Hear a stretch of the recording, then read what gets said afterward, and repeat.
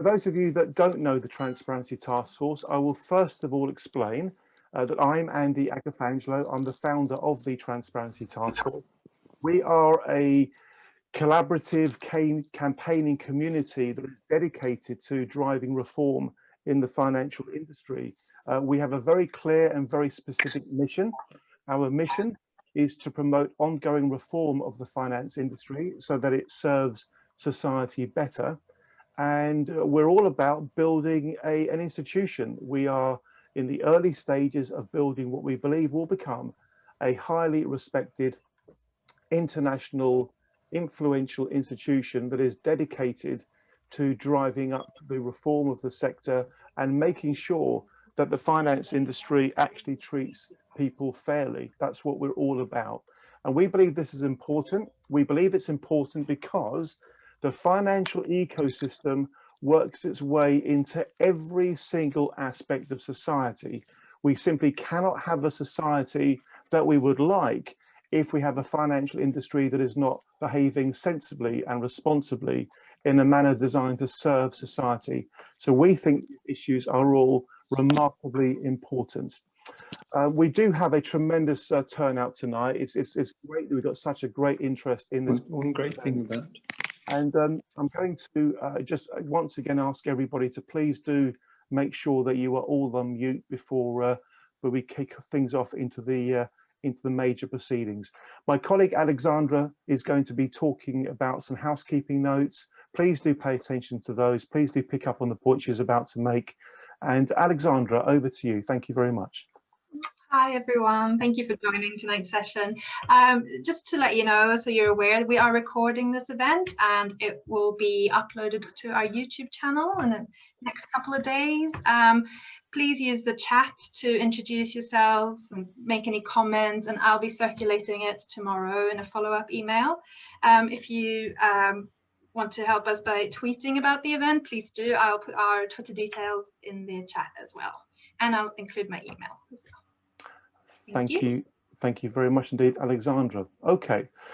The Transparency Task Force runs many events. We really do run lots and lots of events, typically 2 or 3 a week. And in all honesty, the one we're running tonight in conjunction with Share Action, Violation Tracker Stroke, Good Jobs First, the Workforce Disclosure Initiative, this collaborative event is in so many ways one of the most important events we've ever run, and I do mean that quite literally, and I'm going to tell you why. I'm going to tell you why, because ladies and gentlemen, now on the 9th of March 2021, as we come out of a global pandemic, when we understand that quite literally we understand that there are children living on landfill sites, scavenging to survive like unloved animals, there really is something we have to say. And now on 9th of March 2021, when we understand the stark realities of climate change and the devastation that it is most probably going to cause, there is something that we need to say. And now on the 9th of March 2021, when we know our planet is still being poisoned by pollution, there is something we have to say. And now on the 9th of March 2021, when we know that there are wars that are going to be fought in the future over water supplies, there is something we need to say. And now on the 9th of March 2021, when we know there are companies that are perfectly willing to break rules and regulations to squeeze one more penny of profit out of people and the planet, there is something we need to say. And what we need to say collectively, is both noble and necessary. And what we need to say is this: we need to say that enough is enough, and we need to say that it's time for change. It's time to build back better. I'm going to share my screens, folks, just to talk you through a few slides here. Very, very simply, we believe that it is a rare opportunity right here, right now, 9th of March 2021, as we come out of a global pandemic, to use data very, very powerfully to make a difference. This is serious stuff, you know, this is not something we have any kind of discretionary legroom over.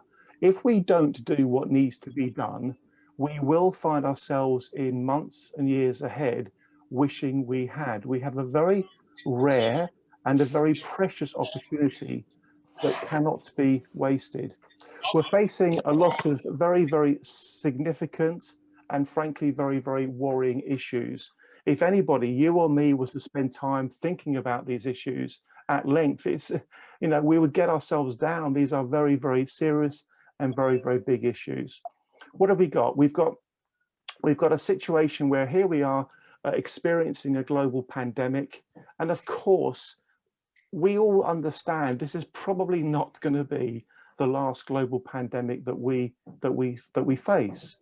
We've also got a climate emergency that's not an issue for tomorrow. It's here and it's now. It's right here, right now, a climate emergency. But the real worry is whether we might already have gone past the point of no return, past the point of irretrievable damage. Democracy itself, something we all take for granted, democracy has actually been challenged in the land of the free. This is real stuff. There are real currents at work here that are significant issues that really ought to be keeping us up at night, because they are things that are capable of significantly harming society moving forward. Many of the speakers today are going to be talking about corporate governance issues, or more particularly about corporate governance failures. They're widespread. Corporate governance failures these days are so widespread that they've almost become business as usual. And that's a real worry, because we're actually expecting companies to break the rules and break the regulations. And that's, of course, is the beginnings of a very, very worrying downward spiral. We need to break out of this. And of course, we have issues around debt. Debt is spiraling out of control. Look at any numbers you want. We have a massive international debt out of control issue at both an individual level as well as at a national and indeed an international level. And then when you stop and think about issues such as inequality, it's rampant. Yeah, the divide between the haves and the have-nots is not getting smaller, it's getting bigger. And ladies and gentlemen, my point to you all is this. My point is very simple and my point is very, very clear. We are right now at a confluence of crises. There are several things happening right now in our planetary ecosystem, our societal ecosystem, that on their own would be really big, challenging issues to deal with, but collectively, they represent a confluence of crises. And of course, it's up to us to choose how to respond to that. And my firm belief, my firm, passionate belief, ladies and gentlemen, is that we quite simply must not waste this special opportunity to drive meaningful change. And of course, if we don't drive meaningful change, the forces at work that got us into this mess in the first place are going to take us back to it. I'll be so upset, so annoyed, so frustrated, so disappointed if a year or 2 or 3 years from now, we look at what happened as we came out of the pandemic and we hadn't seized the opportunity to drive meaningful change. What we're basically talking about here, ladies and gentlemen, is this. Is the Build Back Better agenda. It's a lovely phrase. It's got some poetry in it, but it will remain just a phrase if we don't actually do stuff. Yeah, society is not going to take care of itself. We need to drive change. We need to do things that are going to make a difference. And that is what this gathering is all about. Please, please, please, do not fall into the trap of just thinking you've come to some seminar or meeting. It's much, much more than that. We are quite literally and quite genuinely trying to make an actual difference by harnessing the power of good people. And that takes us straight to the word mindset. Mindset matters. If the change that we are trying to achieve is easy to make happen, it quite literally would have already happened. By definition, what we want to happen, what we need to happen, is going to be difficult. It definitely will not happen if we do not find ways, ladies and gentlemen, to work collaboratively, to make the intelligent choices, to have the discipline to stick to our decisions, and to drive through the change that we need to see. In short, we need to adopt a mindset that is about embracing a willingness to take collective responsibility for fixing what's wrong in the world. I'm going to repeat that. We, all of us here tonight, and everyone else out there, we all need to come away from this idea that, yes, there are problems, but there are other people's problems to solve. That's the kind of thinking that's got us into a mess in the first place. That's not going to get us to where we needed to get to. Despite the fact that we as individuals are not individually responsible for the mess that we are in, unless we make the decision to embrace a willingness to take collective responsibility for making the changes that are necessary, we are not going to get to where we need to get to. And I'm using the word need there. I'm not using the word want to. I'm absolutely convinced that if the change that needs to happen does not happen over the next 1, 2, 3, 4, 5, 10 years, that's it. We've lost it. We've lost the chance to look after our planet, and we've lost the chance to look after people. I'm dead serious. I mean every word I'm saying to you all, literally. That's how serious we are about it. And the good news is, nothing about what needs to happen is impossible. Nothing is actually out of reach if we stretch far enough. And we really can take some inspiration from people that have taught us over a long time about what can be done. Mahatma Gandhi, a small body of determined spirits fired by an unquenchable faith in their mission can alter the course of history. History has proven that to be true. This is not some nebulous idea that sounds nice. This is true. People, even small groups of people, sometimes even one person, can make a difference. Margaret Mead, same message, different words. Never doubt that a small group of thoughtful, committed citizens can change the world. Indeed, it's the only thing that ever has. What a wonderful statement. I believe that to be literally true. Let's not underestimate the size of the challenge, ladies and gentlemen, but please, let's not make the mistake of underestimating our own ability to make change happen, especially if we find ways of working together. James Baldwin, not everything that is faced can be changed, but nothing can be changed until it is faced. A lifetime's wisdom in one sentence. And that, I think, takes us straight to what this event, meeting, gathering is all about. Yeah, it's about the idea that progress begins with realism. Progress begins with realism. We haven't got time anymore to stick our head in the sand and ignore what's happening around us. We have got eyes, we can see what's going on. We have got ears, we can hear what is going on. We cannot afford to stick our head in the sand. We need to face the reality of the situation. And we need data to be able to do that in an intelligent and convincing way. What we have to do has to be built on firm, intelligent foundations. That means being evidence-based. Being evidence-based matters. And the reason why being evidence-based matters is because of this. There are huge forces at work. There are huge forces at work, vested interests of one kind or another, that mean we carry on burning fossil fuels, we carry on infringing employment laws, we carry on investing irresponsibly. These massive, massive, massive vested interests are so powerful that they are going to need convincing, they are going to need compelling data to make the difference. That's what we need. We need data that enables us to argue the case strongly in an evidence-based way, that where we are right now is a recipe for disaster and things need to be changed.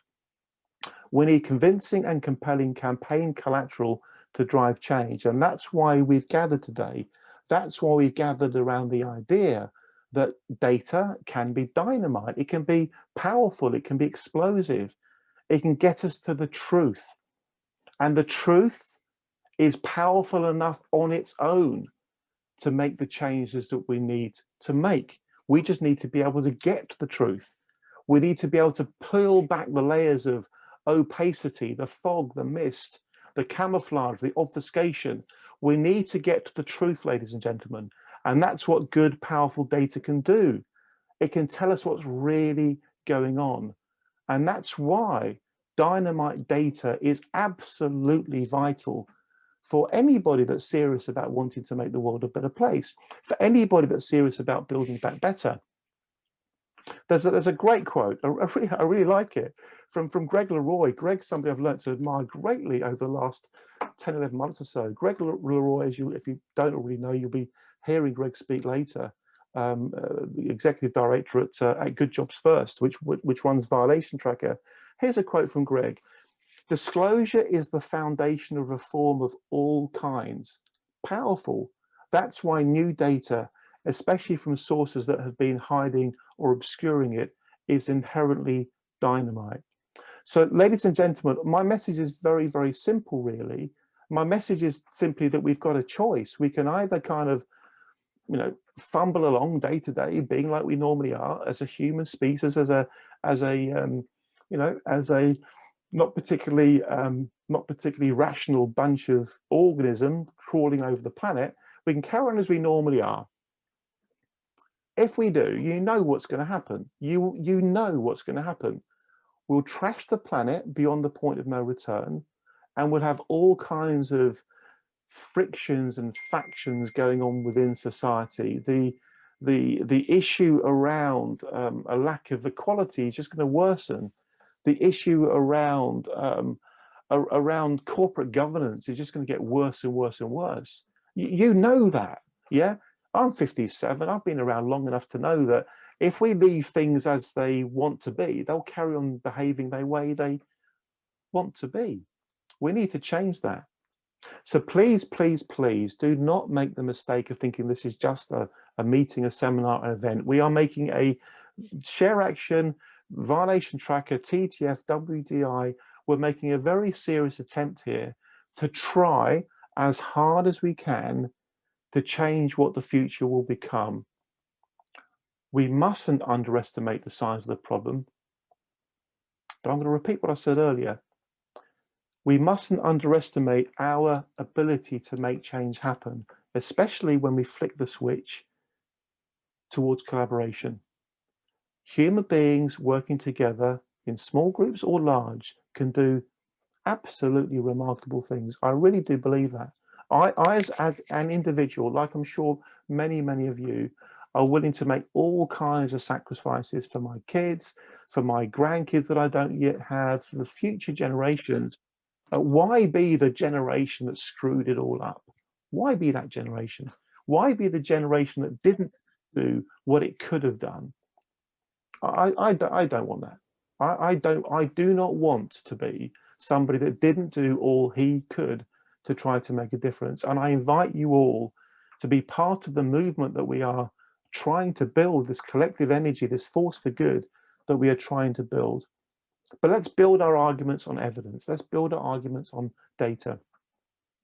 And with that in mind, I'm very, very, very proud to be running this event with with Violation Tracker, Good Jobs First, and also Share Action and the Work Disclosure Initiative. These are superb organisations. You know, these are organisations that do the kind of things that TTF does, but properly.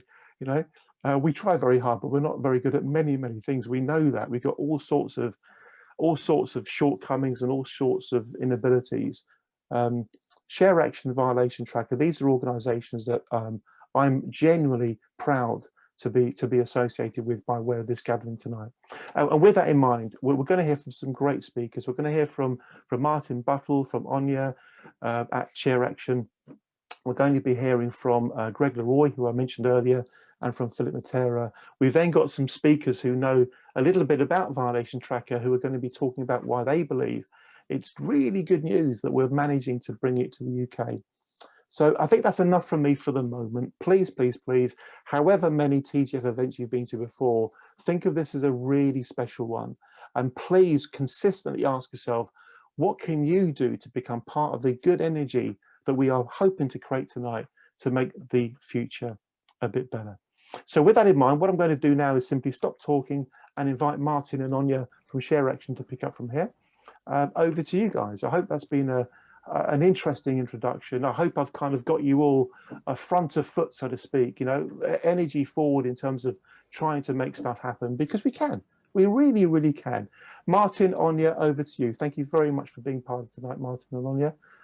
Over to you. Thank you very much.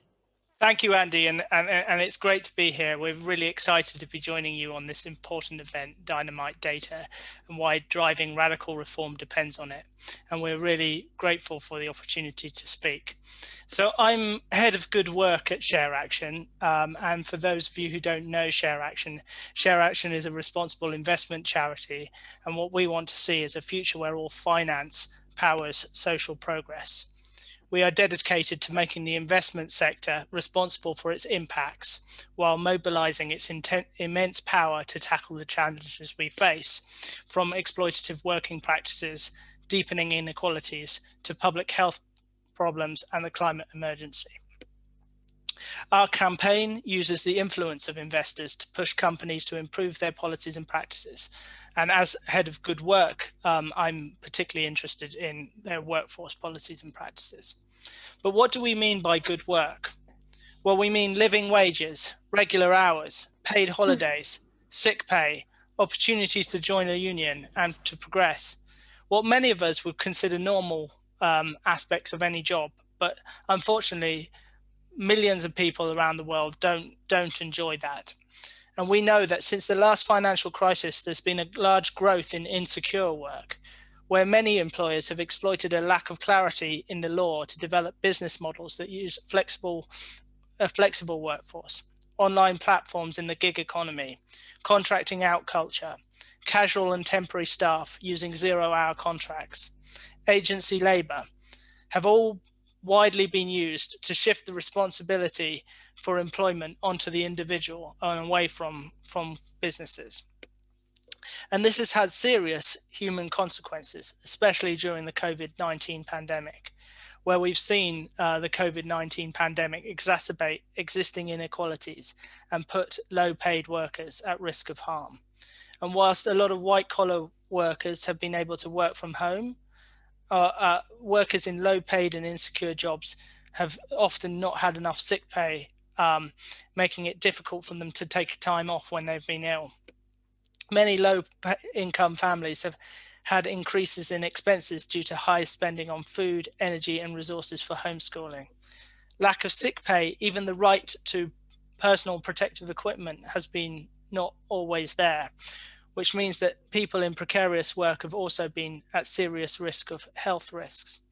We believe that as we move out of the pandemic, now is the time for industry, investors, policymakers to address these inequalities and ensure that work is a source of dignity, respect, and allows people to flourish. And I want to point to a few sort of green shoots that I think are quite interesting. So one is the recent ruling by the UK Supreme Court on Uber. In February, the Supreme Court ruled that under UK employment law, Uber drivers are classified as workers who are therefore entitled to work benefits such as paid holidays. This has opened up Uber to a series of class action claims and signals an important implication for any similar business model that uses gig economy practices, including Deliveroo, which announced yesterday an IPO. Another interesting example, I think, is the case of Boohoo in Leicester, and I know there are a few people in the audience here who've worked with me on garment sector workers in Leicester for a number of years, and I think when it was revealed that Boohoo was the suppliers to Boohoo were committing furlough fraud, the outcry that came as a result of that, I think, was beyond anything that I had ever witnessed, having worked in that sector for five or more years. And now we see that there is actually that Boohoo is facing possible US import ban after accusations of modern slavery in Leicester. So I think during the pandemic, the way that workers have been treated has become more significant than ever before, and investors are sitting up and taking it seriously. At Share Action, we manage a good work coalition of 35 investors with an assets under management of 2.9 trillion assets under management. And since 2013, this coalition has been engaging with UK listed companies to encourage them to pay the voluntary living wage and their credit to the Living Wage Foundation. The investor coalition is a mixture of large asset owners like Nest, charitable foundations, local authority pension funds, union pension funds, as well as some of asset managers, and large well-known companies like Legal & General, Schroders, Hermes Federated, BMO. These investors are convinced by the argument to address low pay and poor quality work as part of their fiduciary duty to steward their assets they invest in. They recognize that businesses should operate for a broader purpose than short-term profit maximization, and indeed good management of the workforce and the supply chain can signal better quality management in general and better returns over the long term. Over recent years, we've seen a massive growth in ESG integration. ESG investing is estimated at 20 trillion assets under management, or around a quarter of all professionally managed assets around the world. However, it's also a truism that the S of ESG, social issues, lags behind the E and the G. And so far, social issues have not been addressed by the investors in the same depth and with the same seriousness as similar environmental issues. The social category includes a diverse range of topics, including impacts on workers, communities, even political systems. And social issues have appeared more difficult to quantify, measure, and manage, and that's where data comes in. Historically, it has been difficult to make the case that S issues are material, but I think, during the pandemic, that has been turned on its head. Frameworks that exist on social issues are typically built on human rights. And whilst businesses and investors can sign policy documents that purport to respect these rights, in many cases, workers and communities experience that these rights are contravened, in practice, the burden of proof that the companies have caused or contributed to a contravention often falls on the workers and the communities themselves. And these are often the people who are with the least amount of resources to mount a successful challenge. So back to our campaign. When our campaign started, there were 2 FTSE 100 companies that were accredited to paying the living wage. Now there are 44. That means that 89 million pounds have been put back into the lowest paid workers in the UK. And for the reasons I've already outlined, wages are only one aspect of quality jobs.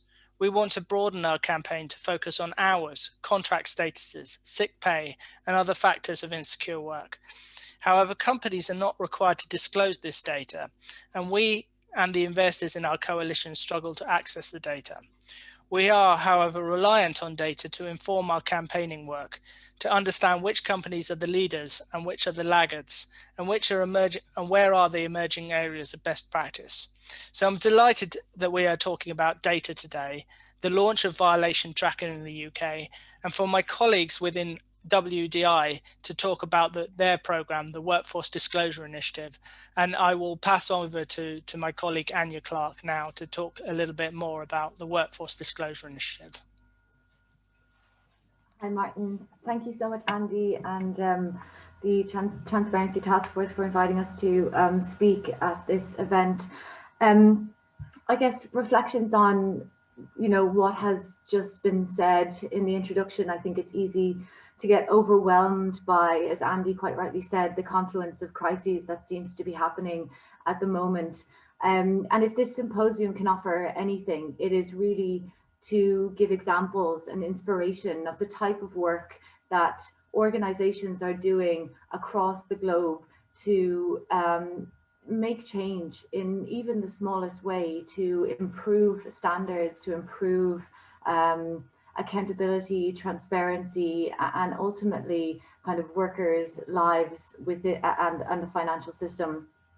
And so just to say, this is a great opportunity to speak about a topic that's very, close to my own heart, and something that really rings true, that data can in its own way really go far to improve the lives of people the world over. And I guess that's the thinking behind the Workforce Disclosure Initiative, which is now a coalition of over 50 investors, again, from across the globe, with a total of $7 trillion in assets under management. Our mission is to improve corporate transparency and accountability on workforce and corporate human rights issues, and through the provision of comprehensive and comparable workforce data, help improve the quality of jobs worldwide. The initiative, however, also enables robust investor stewardship and sustained and meaningful investor company engagement on these issues. So the WDI has a dual focus, like I mentioned, on data and engagement. So while the survey pushes for more comprehensive workforce disclosure, the WDI's convenings encourage the sharing of new information and strategies between companies and investors to foster peer-to-peer learning, and ultimately raise workforce and supply chain practices across the board.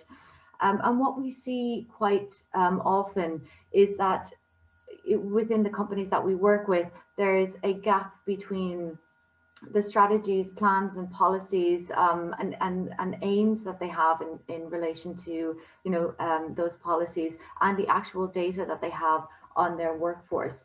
And what we would attest to is the fact that for those policies to be effective in the first place, they need to be grounded on actual data, on actual workforce composition, in order to increase the representation of different diversities and ethnicities within a workforce. The company needs to understand the composition of that workforce, and that's where we really see our value in providing companies with a level of oversight to see where they have gaps in their data collection. And we have been proven successful over the years. We've grown the number of reporting companies to 141, and that is, despite last year, the pressures of COVID and the focus of some companies on business continuity rather than sustainability reporting.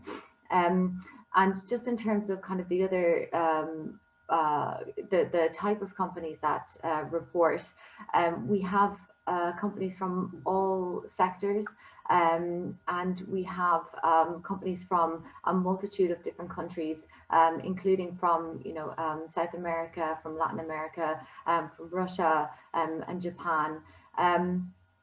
And we do see that companies are able to provide increasing amounts of data year on year as they report to the survey. And so that means that, the level of oversight that they have over those various operations and business units is increasing year on year. But again, there is this disconnect between, the company's ambitions and what the level of data that it has in practice. And so we work with companies to increase that level of data and increase their overall awareness of their workers and how they could improve it. And so, you know, it's great that we can speak about, you know, the WDI and among a cohort of people that are obviously like-minded and you know, are seeking kind of some change in workforce policies and practices. And yeah, if you'd like, I guess, more information about, you know, the type of work that Share Action does or the WDI does, please do let me know, and or let Andy know, and we can discuss that afterwards or in the discussion. Anya, thank you so much to you and to Martin for setting the scene so nicely and talking about the absolutely first-class work that Share Action is doing, not just in the UK, but outside the UK as well. We think that what you're doing is significant, because if we want society to work properly, we need corporates to work properly, and corporates won't work properly unless there's the accountability, the scrutiny that goes hand in hand with that. We're great for time, folks, so we can spend the next 5 or 10 minutes kicking around comments and questions from folks. Please try to keep your questions and comments relatively short, and also if I can ask people responding to questions to keep those responses relatively short as well, so that we can get through as many as we can. We've got an absolutely superb turnout tonight. But by the way, please use the chat to do a couple of things. One of them is to connect with each other. We know that one of the values of this kind of engagement is the chance to connect with people. We've got people here today from the UK, from Europe, across the USA. You're bound to make some really good contacts. Why don't you let people know how they can connect with you if you wish to? The second thing I'd like you to use the chat for is to make a choice. We've already got another event planned. So October the 5th is the next time we are definitely having one of these Build Back Better events.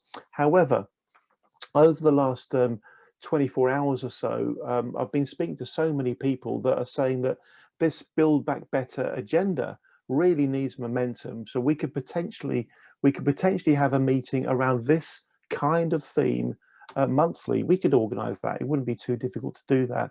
So if you'd like the idea of being involved on a monthly basis with what we're trying to do, just pop the word monthly in and I'll make sure that you get the relevant information about the events that we would potentially organize. If you prefer just to come to the one on October the 5th, then put October the 5th in. Let us know, but you can take your time doing that. Meanwhile, let's open things right up. We've got some fantastic guests and attendees tonight, as well as some absolutely first-class speakers. We've even got Hamish, I think, is with us from Singapore. So really great to see you, Hamish, with us from all the way over in Singapore. So please just wave your hand at me, either literally or digitally, if you would like to put a point to Anya and or Martin or indeed myself. Just raise your hand if you'd like to do that, and we'll move things forward. I think we should have one or two questions here. Yeah, let me kick things off. Martin, I'll go to you first of all, if I may. Your organisation, Share Action, has been around for a while. How much of a challenge is it for corporates to actually change behaviour? Do they resist, you know, tooth and nail? Are they fighting inch to inch to kind of maintain the status quo? Or, as I'm hoping, once they're shown what they can do to make a difference, they kind of embrace it. Could you just speak to that particular point? How difficult is it for companies to change if they want to, Martin? I think it's really hard to speak in generalities. I think maybe one area where we could maybe speak is the food retailers and their payment of living wage. So at the moment, none of the food retailers are living wage accredited, although I think everybody on the panel, on the call, will know that you know, the supermarket retail workers have been designated key workers during the pandemic. And I think increasingly the supermarkets realize that there's a change in public opinion about, you know, the payment of these workers in particular, because they have allowed our society to function whilst a lot of us other people have been on furlough. So I think I see that that at the moment the food retailers are beginning to move on the issue of living wage, but I think you have to pick your moments, and I think that often the corporates are reading public opinion and doing as little as they can get away with. Thank you, Martin. That sounds to me like a very, very honest and very candid response. Thank you for that. We'll go to JB. JB, please take yourself off mute. Not everybody here knows you, JB, so if you don't mind, briefly introduce yourself. I'll just quickly mention that JB is one of the longest standing ambassadors of the Transparency Task Force. I'm also very, very proud to have JB on the TTF advisory group as well. JB, please intro yourself and go from there. Thank you. Thanks, Andy. Not an awful lot else to add to that, I guess. I've basically been in the finance and asset management industry for about 26 years now, and obviously fighting the good fight with yourself on transparency. And before I retired from Lloyd's Scottish Widows, I was co-head of the responsible framework there. And I think, you know, I'm just trying to keep the fires alight ever since.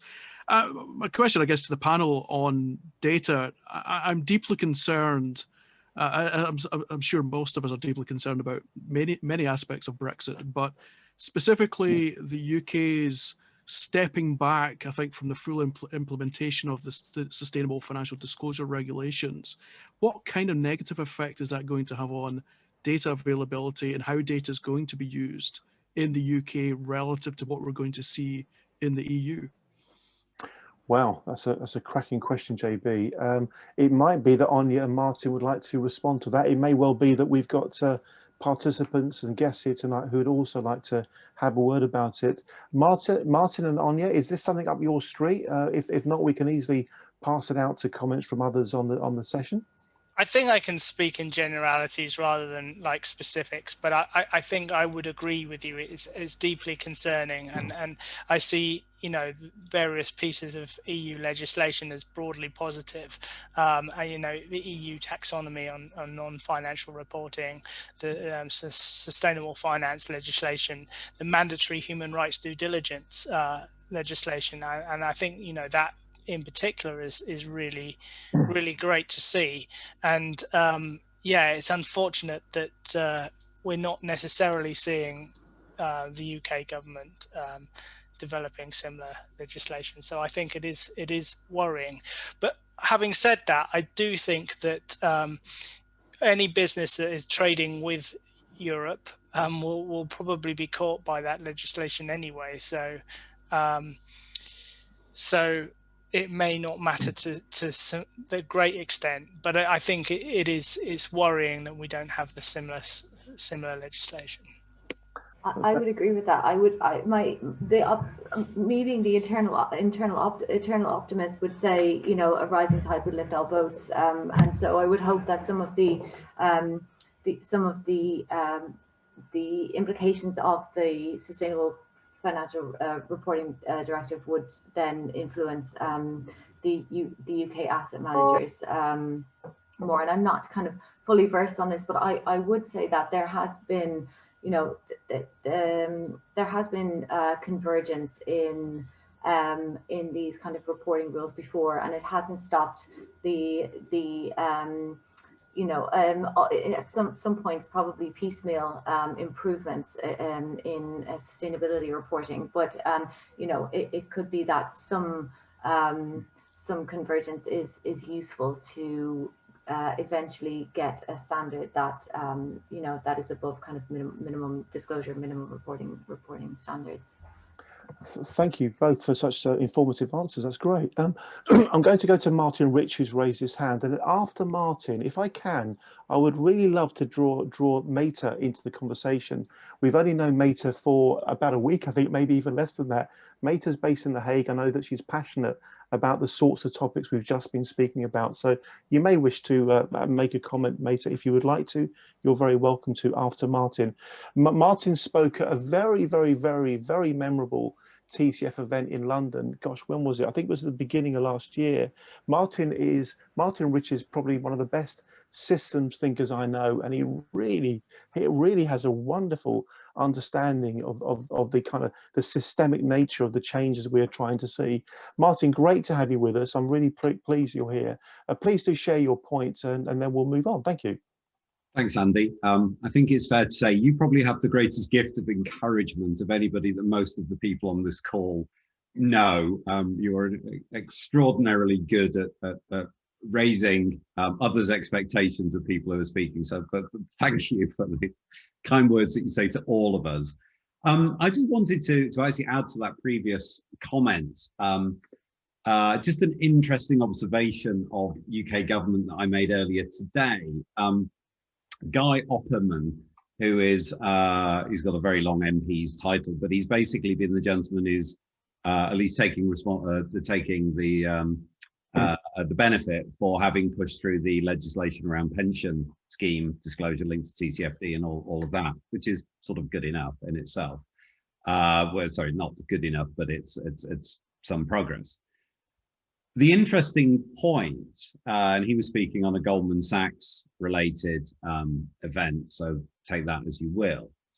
He is quite convinced, or at least he's saying, the UK is leading in the investment space.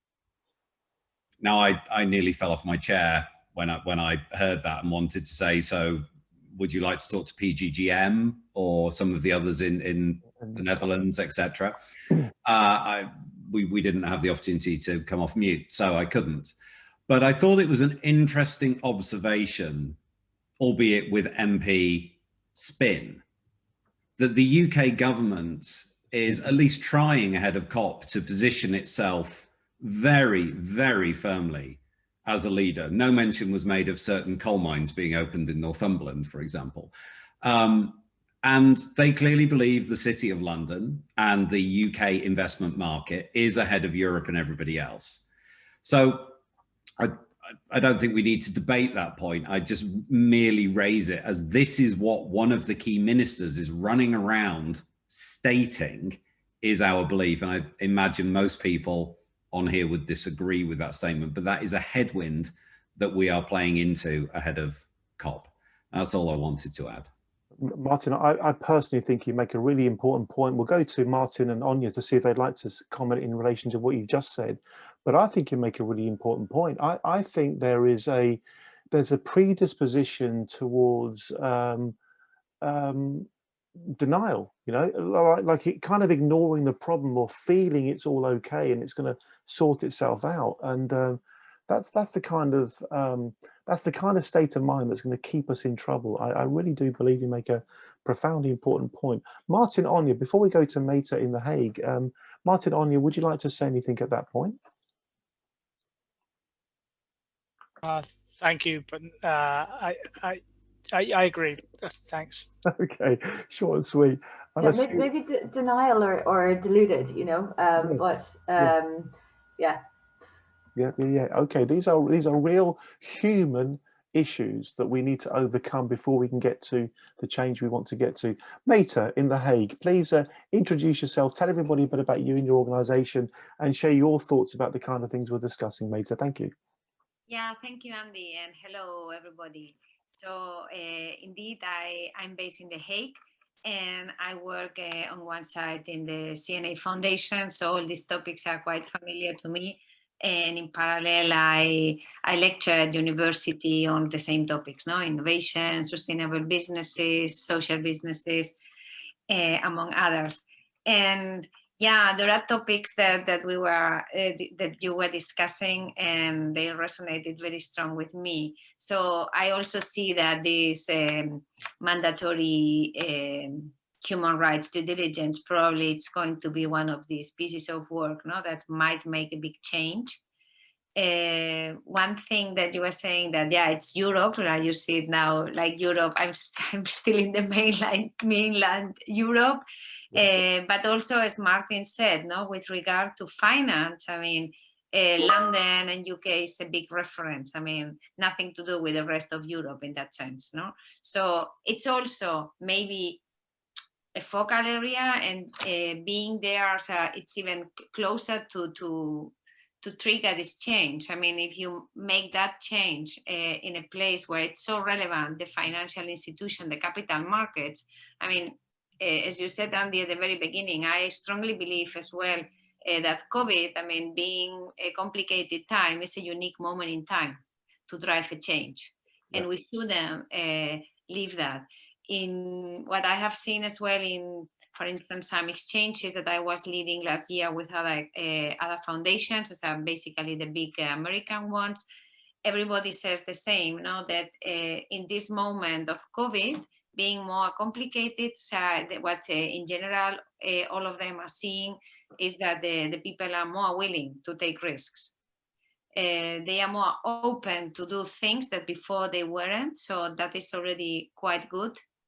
And so I'm super positive about this moment. I think this is something that we shouldn't, I mean, miss the opportunity, because then we will regret it all the time. And people, it's this momentum that you were talking, and everything in the end, when you talk about change, is about momentum. So you cannot just take ages to do that. Yeah. Thank you very much indeed, Meta. I know that we have Jacqueline Hill and also Anna Tilber wishing to make a point. Jacqueline, let's go to you first, and then we'll go to Anna. Thanks, Andy. Hi, I'm Jacqueline Hill. I'm a leadership coach and change mentor for people who are working to make the world a better place. So this feels like I'm home, as it were. Martin, Anya, I'm wondering how powerful a lever you feel more voluntary sign-ups, such as Ethical Trading Initiative, B Corp, all that good stuff, is, or whether that's perhaps more on the preaching to the choir, potential for greenwash equivalent, and whether that's the sort of route that you perhaps suggest organizations go down if they really shift and want to make a difference. Well, it's funny you should mention the Ethical Trading Initiative, because I used to work there. I think, you know, voluntary initiatives are good, and I think in some ways the ETI formed a similar function to this grouping. It is a place where corporates can get together and learn from each other and share best practice and improve their practices.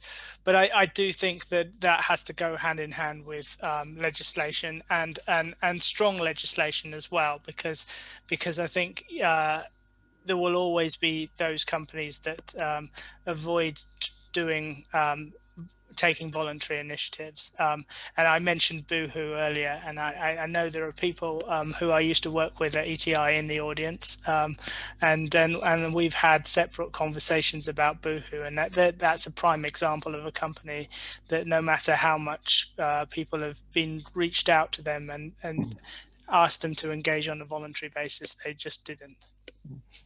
Thank you very much. Great point, Jacqueline. Thank you. Let's now go to Dr. Anna Tilber. And Anna, I'll tell you what might be quite nice. If you don't mind, mention to everybody exactly what you were doing when we chatted earlier today, and I genuinely wasn't aware of it. Go for it, Anna. Thank you. Hello, Andy. Can you hear me, first of all? Yes, we can. Excellent. Yes, my name is Anna Tilber. I'm associate professor in governance in Durham University, but I'm also a long-standing supporter and ambassador of Transparency Task Force.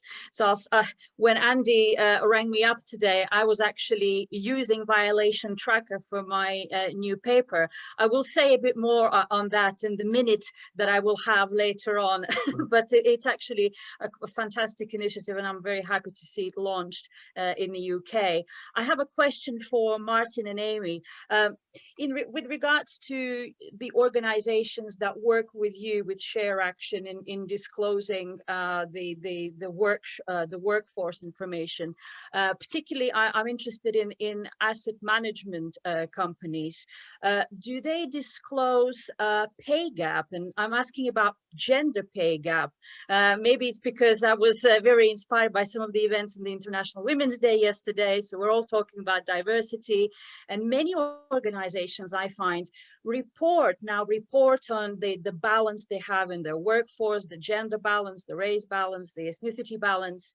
But I try to dig deeper and finding out the pay gap.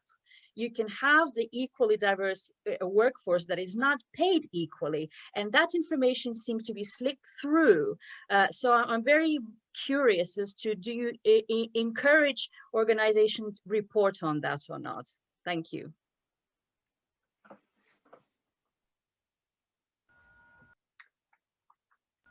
Sorry, Anna. Yeah, hi. I'll take that one first, and then Martin, if you have anything to add. From the data that we have collected, financial companies seem to be, one of the highest, reporting cohorts to the WDI, similar to consumer discretionary. The level of information that they have, across the board can vary dramatically. And before I talk about kind of the gender pay gap, I would specifically mention that both financials and IT sector companies are quite, as in they have very scant information on their contingent or their contracted workforce, and quite a few of them have said, anecdotally to us, that it's irrelevant for them. So focusing on direct operations. Now, that being said, in terms of the gender pay gap, across the board, we see companies reporting on kind of CEO median gender pay gaps, and then there is, quite a considerable dip when it comes to reporting on the gender pay gap. I think obviously legislation goes a big way in kind of bridging that gap, and that's one of the main mechanisms that we have at the moment for essentially ensuring that the gender pay gap is collected and reported, right? But yeah, in comparison to both the CEO median gender pay gap, the CEO worker median gender pay gap, it is considerably less. But then we go into kind of ethnicity pay gap territory, and we see that it's nowhere near as high as any of the other metrics. So there's still a long way to go to get that disaggregated data. I mean, what we collect is the median gender pay gap, but even in that sense, we have companies reporting to the survey with a mean number, which is not exactly what we've asked for, but it is kind of in line with the question. But yeah, there is a lot of discrepancies in that kind of information and the information that they have. Thank you, Anya. And Martin, would you like to add to what Anya has just explained?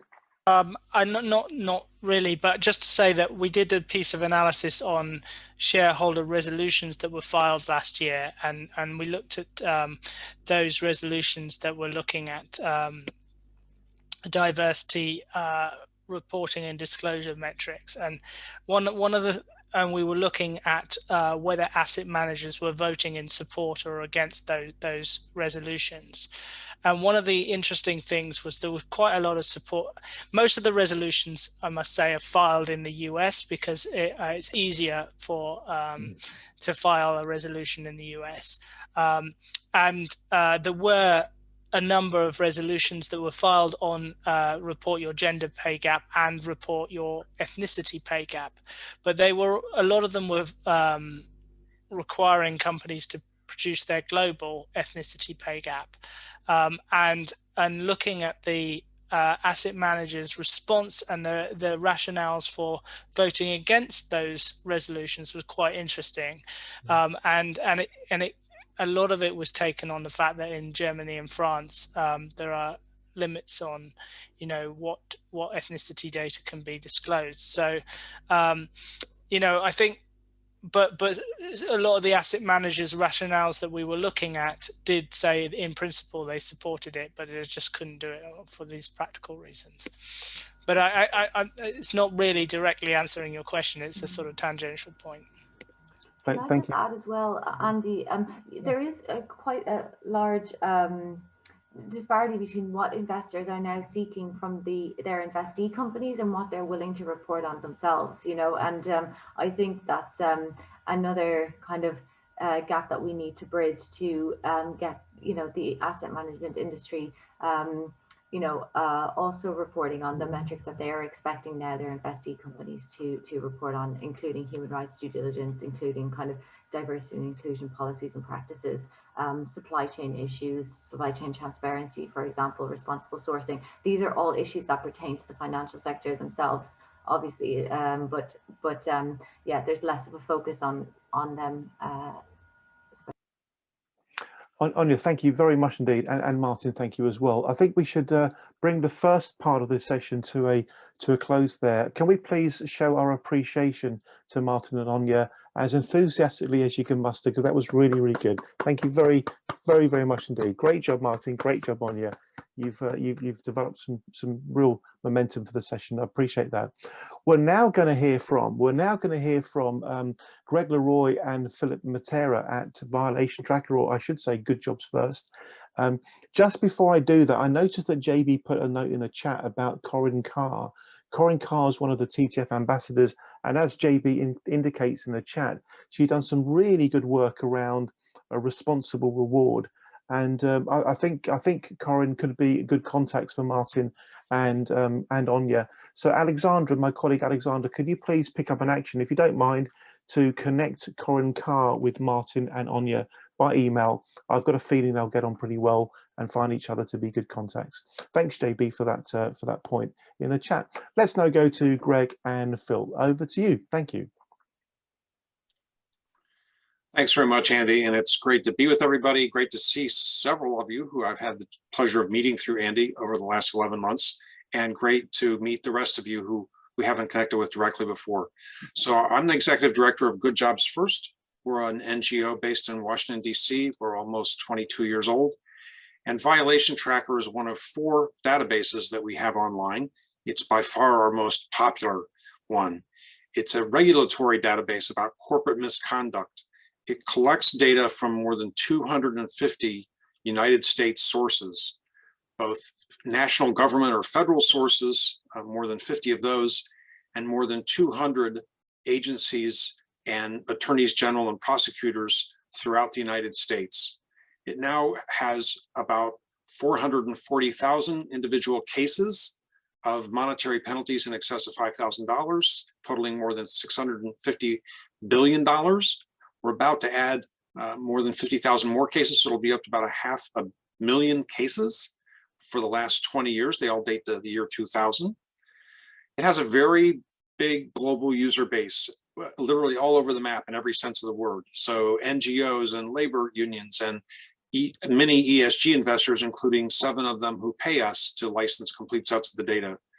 The regulatory agencies themselves and other agencies of government, accounting firms, law firms, banking firms, risk management firms are all heavy users. We also have a very heavy user base among academics, and more than 150 of them pursuant to non-commercial use agreements license or get complete sets of the database from us for free. And those academics are located in 14 countries. I'm pleased to say that one of them is on the call today, or more than one is on the call today, but one special one is on the call today, and that's Anish Raghunandan from the London School of Economics. I hope you can still see him and wave there, Anish, to tip your hat. He's been one of the big users of the US data since the database was born more than 5 years ago. And he's also one of our partners in our effort now to replicate projects, our so-called Violation Tracker UK. I should also add that as another measure of its use, it's getting between 2 and 3 million page views a month. So it's just been phenomenally popular. So we are now raising money, and at 17 minutes after the hour early, I put in the chat box a 2-page document which explains our replication proposal project in case you want more details, including naming the major UK agencies that we'll start collecting data from. But Anish had already started probing with some of his graduate students. In addition to the scholarship he's already generated using the US data, he was already scoping and thinking ahead to the UK data. when 11 months ago, Andy basically started shaking me by the lapels and saying, where is the UK version? How soon can you get the UK version going? So I'm pleased to say that the Joffe Trust has recently awarded us a £25,000 grant. That's about $35,000. We were able to match that immediately with the US grant we had from one of our other funders. And we are waiting now for news from a couple of other trusts in the UK to enable us to get going on this replication project. If all goes as planned, we hope to have the first iteration of Violation Tracker UK up and running later this year. The mastermind of Violation Tracker is our research director, Phil Matera, and here he is now to explain a little bit more about what the database is and does. Phil? Thank you, Greg. So I have a slideshow I'd like to present. All right, so as Greg mentioned, we currently have 440,000 cases in Violation Tracker, and what it is an effort to collect data not from companies, right, but from regulatory agencies and the courts and government agencies. So this is not any form of voluntary disclosure, right? This is public information that we're collecting from a wide variety of sources and putting together and making as searchable and as user-friendly as possible. These are all resolved cases in which a penalty has been paid or a settlement has been reached, right? These are not allegations or rumors or vague ideas about misconduct. These are cases in which a company has been found to be behaving badly.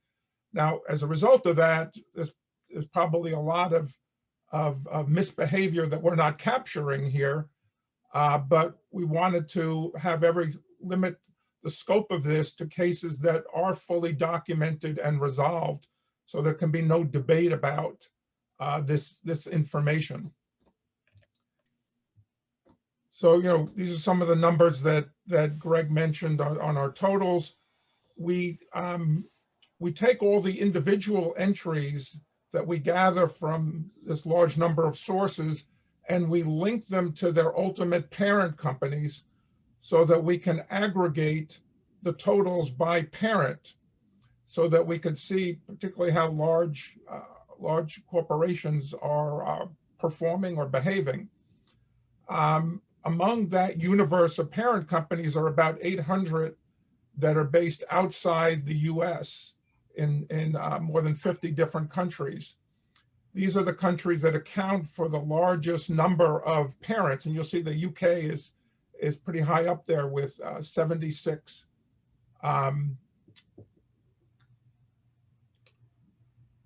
with 76 companies represented in our universe. So in Japan, Canada, et cetera. So what this means is that there are 76 UK companies that have US operations that have been found to have committed violations and have paid penalties. So remember, all of our information currently is limited to cases brought by US regulators and in US courts. As Greg mentioned, we want to replicate that in the UK, in which we would use UK sources, but currently our scope is limited to the US. The major categories of cases that we have data on are labor, employment, health and safety, both workplace health and safety, but also hospital and nursing home safety, transportation safety, product safety, energy safety, food safety, etc. Environmental cases, of course, all kinds of pollution cases, and business corruption cases, including financial misconduct, government contracting violations, bribery, price fixing, etc. So the website is structured in a way that allows you to access the data in two ways. One is through a series of summary pages where we've, in a sense, already arranged the data for you and allow you to see that information in a prepared form. And these are some of the types of summary pages that we have. We have these pages for parents, for industries, different types of offenses, et cetera. So for example, here's a summary page for Uber, which has been in the news over there. Here's the information we have on Uber's misconduct in the US. This is kind of the top of the summary page. It has some basic information about on the top, about the ownership structure of the company, where it's headquartered, its industry group, et cetera. But then it shows you that we have 15 cases involving Uber in which they paid a total of $252 million in fines and settlements. Then we kind of break down those numbers by different groups, the types of offenses. And then if you go further down on these summary pages, we actually have links to individual entries with the details that go into those totals.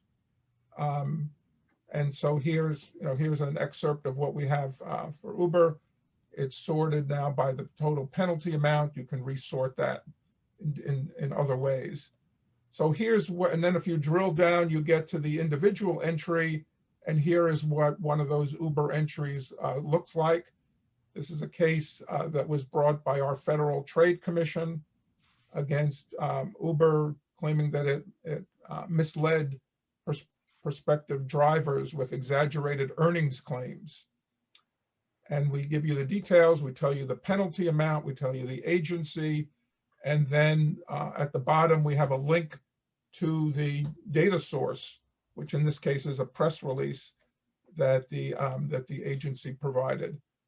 We also have, as I mentioned, other kinds of summary pages, including ones for industries, showing you the top parent companies, and their penalty totals in that industry. We have one for different primary offense types. Here's the one for wage and hour violations. We've got over 79,000 entries in that category, and we tell you which companies have the most penalties there. And then we also do it by the location of the parent company's headquarters. And here's the one for the UK. It shows you which UK parents have accumulated the most penalties in the US. And BP, of course, is at the top because of the big Gulf of Mexico disaster around a decade ago. But then we have a number of large banks and pharmaceuticals that are high up on the list. In addition, we can, the database is searchable through a variety of criteria that you can insert yourself and kind of mix and match and create a kind of custom search. And I should mention that this search will cover both the entries that are linked to a parent company as well as the smaller companies that are not linked to a parent. So for example, here's an example of you did a search saying, show me all the companies with whose parent headquarters is in Germany that are in the chemicals industry and where the offense type is price fixing or other anti-competitive practices. Here's what you end up with. Bayer and BASF are on the top there in terms of having the largest individual cases. But again, you can drill down with all these links to get the details on the individual cases.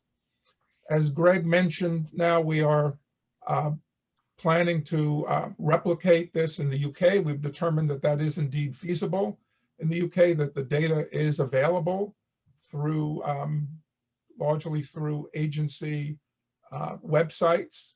We've also done preliminary work on other countries. Canada and Australia seem to be the most promising other countries. The EU countries will be more difficult. There's less data online in a lot of these categories, and it would require a lot more offline research, particularly in court records. So, so I'll stop there. That's a summary of what we've currently got in Violation Tracker and what we hope to create with a UK version of the database. Phil, thank you so much. That great presentation. And if you haven't already done so, Phil or Greg, please do put a link to Violation Tracker in the chat so people can make sure they have access to it. It really is a wonderful tool. I think of Violation Tracker, as I said in the chat just now, it's a bit like having an X-ray machine on bad corporate governance. It's brilliant.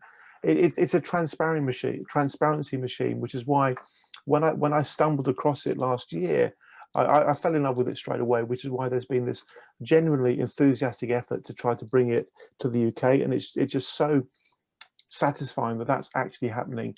Let's now open up for comments and questions. I'm sure there'll be a few. Please just wave your hand at me, either literally or digitally. Tom in the USA, please introduce yourself, Tom, and put your point to Phil and Greg. Thank you. Thanks. My name's Tom Seguris. I'm at Brown University, where I'm part of the computer science department and part of their policy laboratory. The violation tracker seems quite useful. I wonder though if there's facility in there for tracking continuity of ownership or continuity in corporate, where there isn't continuity in corporate name or identity. I mean, I think a lot of violations happen with smaller companies that are easily renamed and easily missed. Yeah, we actually spend a lot of time on that. So what we do is we go through all of the individual entries as we collect them, and then we have a system by which we see which ones are linked to larger parent companies. And then we associate them in the database so that you could see for all those individual entries where they are a unit or a subsidiary of a larger corporation. And we have a universe of about 3,300 larger parent companies for which we aggregate the data. And our parent subsidiary linkages are based on current ownership relationships, which means that every time there's an ownership change, we go back into the database and update those linkages to reflect the current relationship. Thank you very much, Phil, and for the question as well, Tom. Thank Who'd you. like to go next, please? Well, it's Heather. Yes, sorry, I didn't see you there, Heather. How could I miss you? Yes, fantastic. Well, I promised to put kind of a minute in here and stuff, and I'm going to. I just want to say how desperately excited we are to have this kind of coming to the UK. I've tried very hard over the years to try to get a much even smaller kind of project going, and it's been incredibly difficult. And I think that one of the challenges that we'll face, certainly in the UK, is accessing the data and the nuance. So it's all the stuff that doesn't come to court and that gets settled on the steps of the just beforehand, and it's it's tracking where, because that's ultimately what it is, isn't it?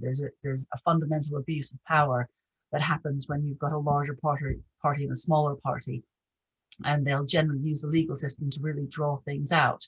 And so I think that is one of the key interesting bits in terms of court documents. It's almost what didn't happen as opposed to what did as well. And so there's a lot of nuance that can be brought out of that. But we're desperately excited for this, and I think it's a great thing to be bringing forward. So well done for all of the persistence in getting it forward, to Andy and Greg and everybody. Thank you very much indeed, Heather. Heather, you've been enthusiastic about this from day one. I can see Ian Veach is waving. We'll go to Ian in just a moment. Heather, just briefly tell everybody a bit about what you do, because you've got a very special role, I think, in a very special all-party parliamentary group. Please tell everybody a bit about what you do. Thank you. Yeah, so the all-party parliamentary group, there's loads of them in the UK Parliament, but we have focused primarily on, well, we're called APPG on fair business banking, but we were very much born out of the kind of misconduct scandal post financial crisis, and have been working very hard in trying to get not only kind of compensation for people that have been adversely affected, but ultimately shining a light on and trying to change, although that is a spectacular kind of uphill battle, the lack of I would say teeth that our regulators can often display or not display in this. So yes, it's one of these things where actually one of the most important tools we have is just data that we can go back to, because we're toing and froing a lot of times with Treasury and with the FCA and different departments, and to be fair to some people, they're just working within a large machine. So the best thing we can have is just going back over and over again. With data, and so that's why we're so excited about this, because it really is the kind of hammer that we need to crack everything. Thank you very much indeed, Heather. Let's go straight to Ian Veach. Please, Ian, introduce yourself and make your point. Thank you. Yeah, thanks. I'm now sort of a consultant helping on multiple projects here, having come from an insurance background, and particularly a very large global insurer. And I must admit, this would have been wonderful, given one of my roles was to sit on the body that considered which corporate customers we'd be prepared to work with that didn't bring either reputational or ESG challenges, particularly on the basis of if certain projects that are bad can't happen if you don't provide insurance for them. And it's great to have everything in one place. I think that the challenge has always been trying to understand, apart from anecdotal evidence or Mr. Google, what exactly has happened with some companies, and this is brilliant. The bit is probably missing, and I think is almost as interesting and possibly an area for future research, is what happens next. So clearly a company with a substantial fine that learns, generally replaces all its governance processes and probably all its key people, is a very different proposition to someone who takes a fine and nothing really changes. So I think it's almost that element of, it's probably not for violation tracker, but maybe some of the use of the data once it's there is to track what happens next. Ian, I think that's a very astute point, actually. In fact, could I please invite Greg to touch on the predictive analytics capability within Violation Tracker? I know you don't want to say too much about it, but just give people a feel for where your thinking's going in relation to that, please, Greg. Sure. And I was scrambling to try to send somebody a link. So somebody also asked the question about relating it to employment practices or other databases involving labor abuses. 3 academics have recently done a great study correlating high rates of violations to higher degrees of inequality, higher degrees of wage theft, higher degrees of union organizing suppression, things like that. We think that's the better mousetrap aspect of Violation Tracker. It's not about controversies. It's not about news reports. It's about hard behavior. And for people who have been involved in holding companies accountable for a long time, the way Phil and I have, we know that most companies are kind of equal opportunity offenders, right? If they pollute, they're likely to rip off shareholders. If they discriminate against women, they're likely to discriminate against Blacks. If they price fix, they're likely to cheat on their taxes. So we think that inevitably, and other academics there in the UK, I don't think any of them are on the call today, have also used it to correlate violations with risky CEO behavior tied to CEO compensation schemes. And I think that's inevitable kinds of correlations as well. So we love the fact that academics are using it for these explorations, and Phil and I are trying to keep a running tab of published articles using the data, and we'll certainly share that with anybody we can. Thank you. Well, just let me add to that, it's true that we don't have information, and I'm not sure it readily exists, on whether companies that have been penalized in particular cases that clean up their act or change their behavior. But the fact that we have such a wide range of information about misconduct and on individual companies shows shows that there is a high degree of recidivism among these companies. In fact, Violation Tracker is in some sense a database of recidivism. You know, the example I used of Uber with 15 cases, they're at the low end. I mean, we have companies, parent companies in the database with hundreds, and in some cases a few thousand, you know, individual violations. So I think what that shows is that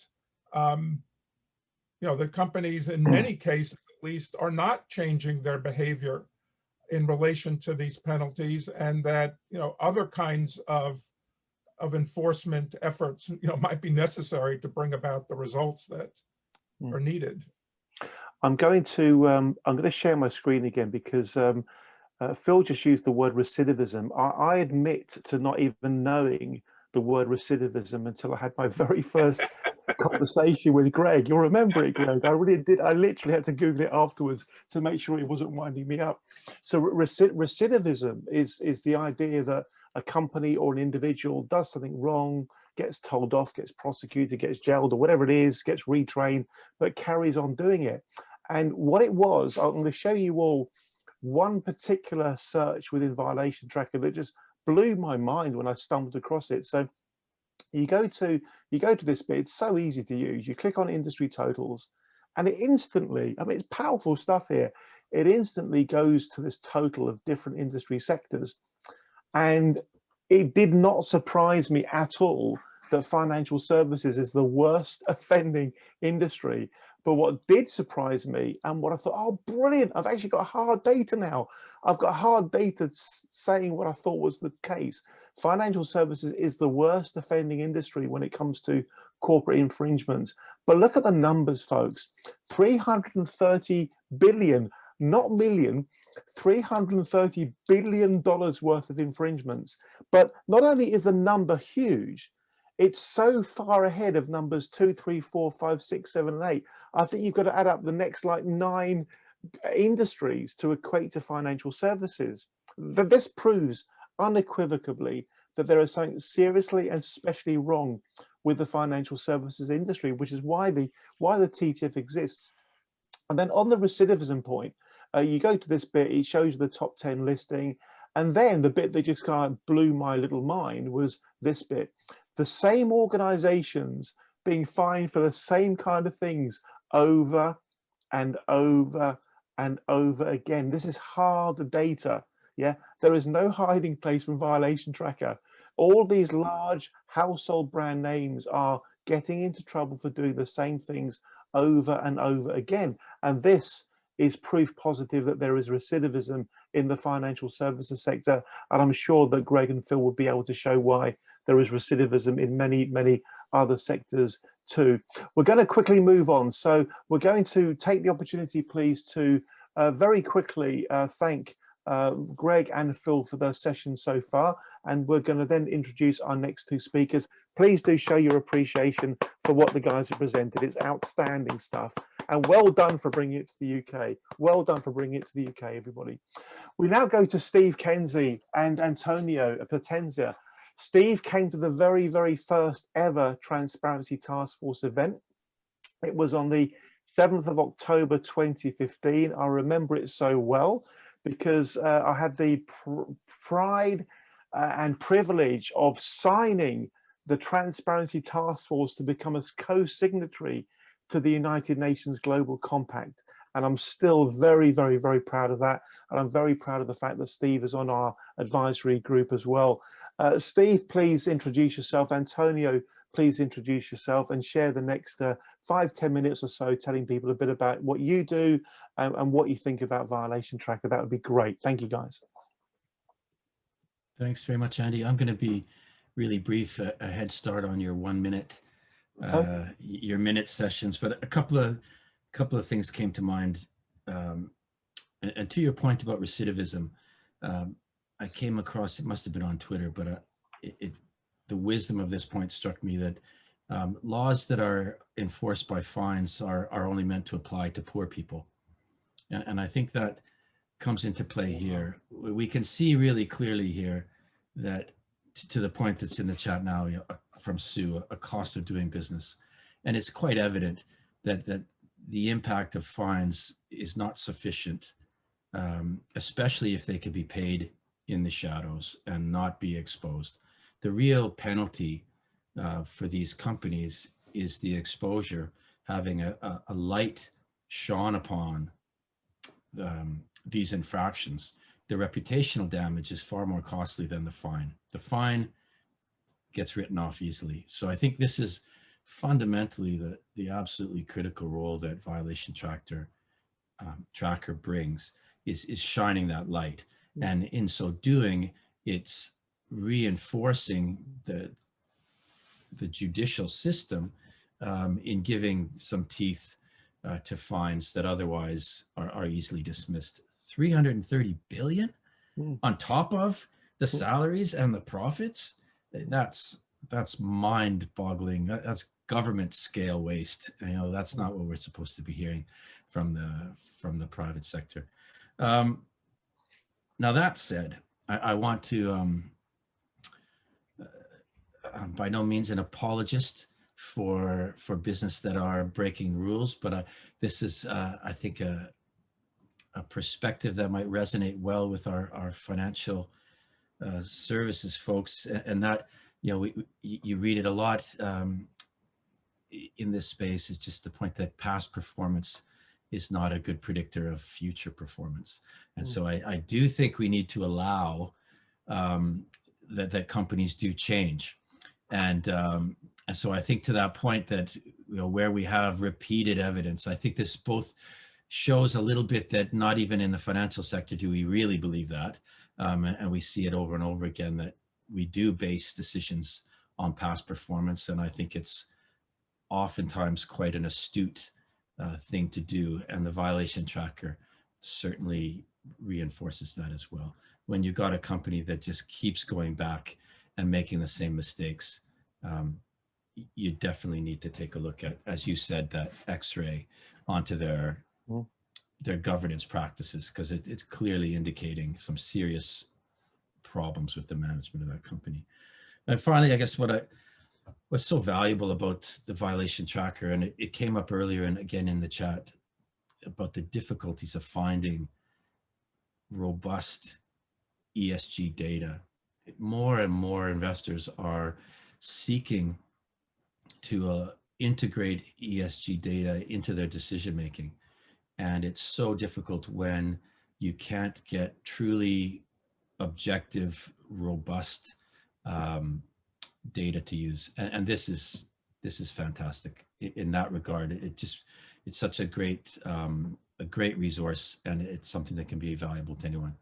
More directly, you know, to me at Global Compact, we're, you know, again, there's been so much good stuff in the chat. There was a reference earlier to, you know, voluntary initiatives, and you know, that's what Global Compact is, and we're reliant on that. We're reliant on companies making a good faith commitment to doing better, and we recognize that an initiative like ours, like ETI, voluntary initiatives, you know, we're going to work with leaders typically. Almost by definition, they wouldn't volunteer if they weren't leading and seeking to do better than just be compliant. Well, here we've got a list of companies that can't even be bothered to be compliant, which is pretty troubling. And for an initiative like mine, it's really valuable to have this little scan at a bit of due diligence to reinforce what we already do.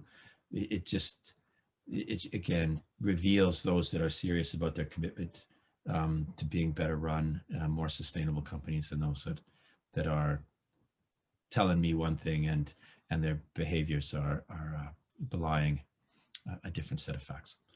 I went over a minute, apologies, but thanks very much for having me. It's been really interesting. Steve, thank you very, very much indeed. Great to have your input as always, Steve. Thank you.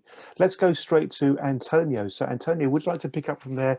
Please tell everybody a bit about what you're doing and why Violation Tracker is relevant to your world, particularly for you right now. Thank you.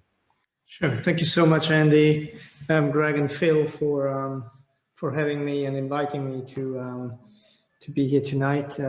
Thank you, Steve, also for your words just now.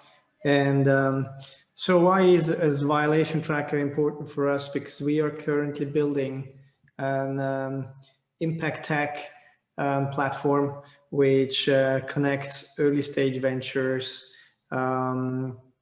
centered around the United Nations Sustainable Development Goals, and we combine them and bring them in contact with the sort of money that we call investment with impact, alongside money with investments for impact.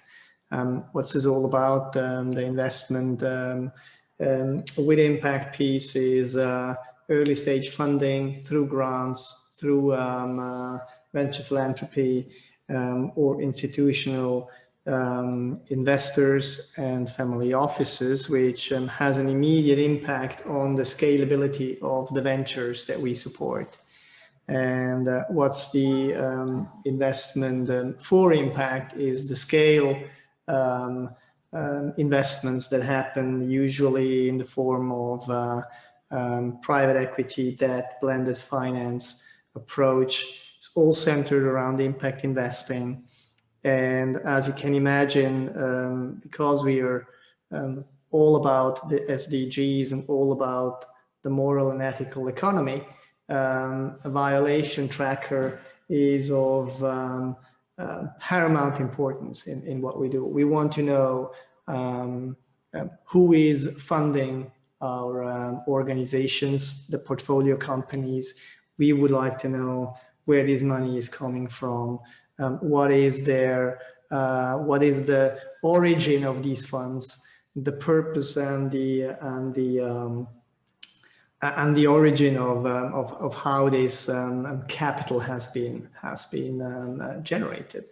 So a tool like a violation tracker is extremely beneficial. Some of our customers are also governments. At the moment, we have been funded by the UK government to develop the tech platform.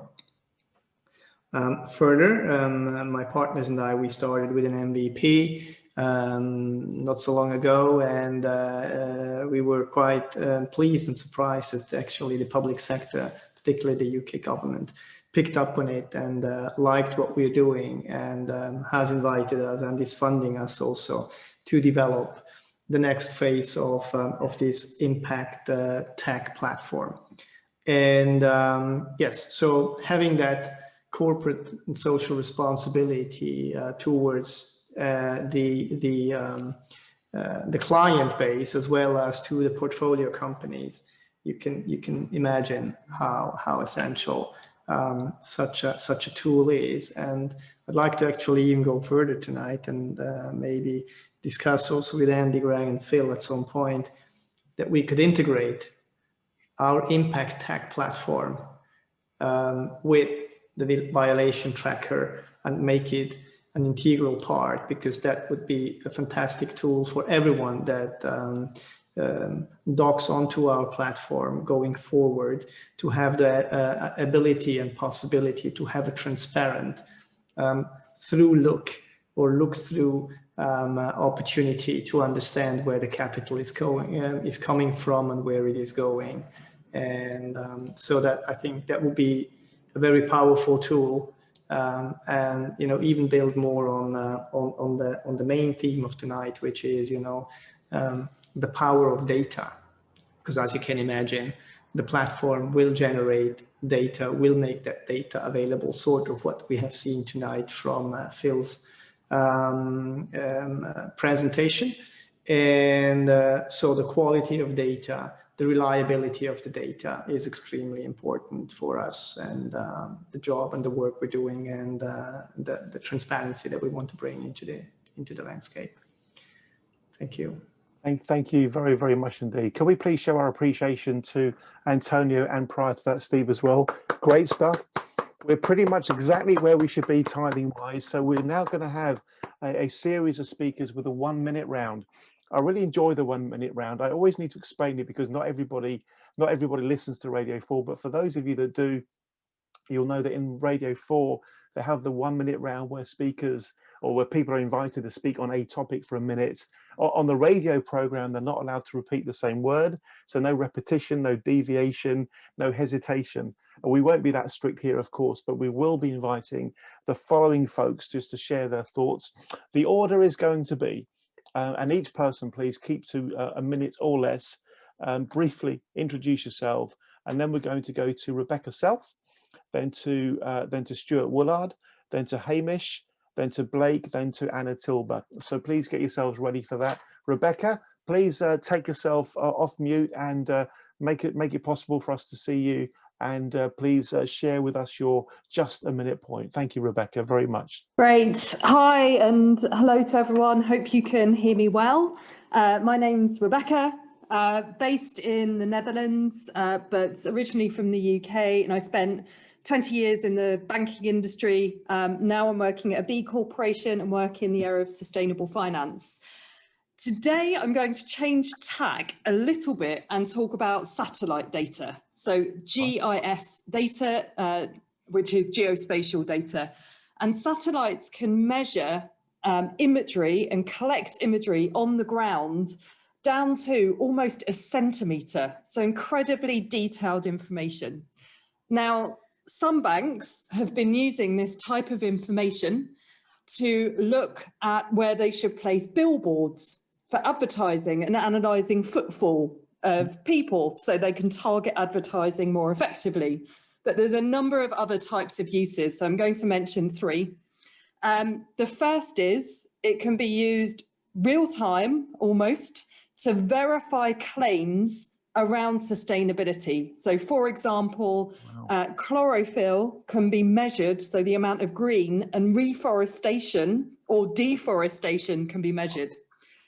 Secondly, GIS data can also be used to measure flood risk. It can be used to look at the terrain, hills, steps, buildings, and how exposed they may be to flood risk and sea level change.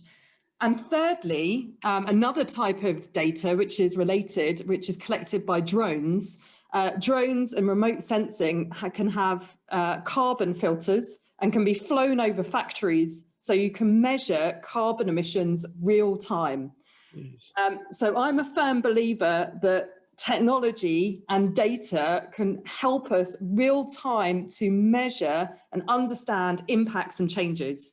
But then one final thought, I do also get slightly nervous about an over-reliance on data, which I appreciate is slightly counterintuitive to today's call. But for example, just looking at data and track record, it would tell you to keep lending to coal because the track record is that in the past it's been successful. So that's one thought.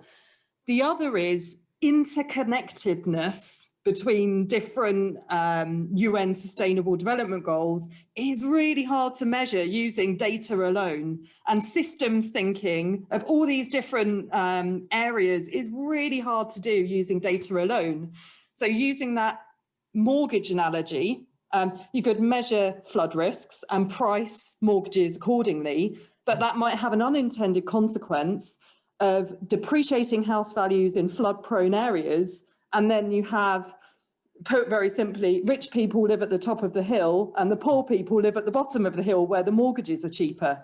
So always need to be mindful of those interlinkages, and that can be quite qualitative in nature rather than quantitative. And I also am aware that sometimes data can be a barrier, and I do have some colleagues who I've worked with in the past who almost use this as a bit of a barrier, because while you're asking for more data and more data and more data and more data, you're not doing anything. So I think sometimes you actually just have to have a bit of belief, not always wait for the data. Of course it's better, but actually just get going and do things. And I think just take care of the planet and the people on the planet and the creatures on the planet, and really have that belief in taking care of one another and all of our precious resources. Bravo, bravo, bravo. Very well said, Rebecca. Rebecca, you went miles after 1 minute, miles after 1 minute, but it was too good to stop you. It was too good to stop you. Thank you very much indeed. Can we please briefly show our appreciation to Rebecca whilst we have Stuart Woolard coming onto the stage, as it were. Stuart, over to you. Over to you. Thank you, Andy.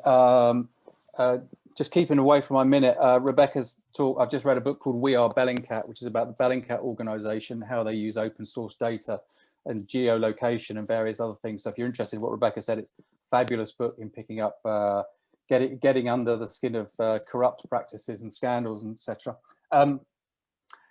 Very briefly, I'm Stuart Woolard. I'm part of the Maturity Institute, an organisation called OMS. We are known, if you've come across us, we developed a rating which sits alongside a credit rating, designed to sit alongside a credit rating, but doesn't look at financial health, but it looks at the health of an organisation in human terms. We're interested in issues of culture, governance and human capital, and how they connect to value and risk. I think on the topic of Dynamite data, I think the most important thing I would stress is that if you're going to use data, it's got to have an explicit link to value or an explicit link to risk. The way we define value includes the explicit management of out of harm in an environmental and a human context. That's increasingly being understood that that's a part of an organization's intrinsic value. It's increasingly recognized by the marketplace. So, you know, managing out harm is here to stay, and it's getting bigger and bigger. We talk about a little bit about corporate reporting. A lot of reporting tells us virtually nothing. It doesn't give us great insights. Hence, we need things like Violation Tracker to tell us something meaningful about what's going on in an organization. What's good evidence? We're interested in practice, not necessarily policies. You can have a great code of conduct, but really what's happening on the ground, what does that really tell us?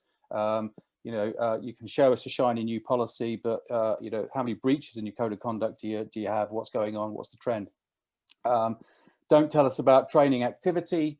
Doesn't really tell us about the value of that. You know, what's the value of your training? How does it increase the upside of the organization or mitigate risk? We're looking at human risks. We look at value and risk as risk is the opposite side of the value coin. What are we interested in? We're interested in learning and knowledge, acquisition and loss, decision making. One of the things that comes out is trust. We specifically measure trust. Violation is great for feeding into around trust amongst stakeholders, workforce, regulators, and so on. We measure cooperation, particularly around workforce, but also suppliers and wider stakeholders. Again, Violation Tracker feeds into that. Performance management. How does an organization manage performance? If Amazon are driving output and productivity, what does that mean in value and risk terms?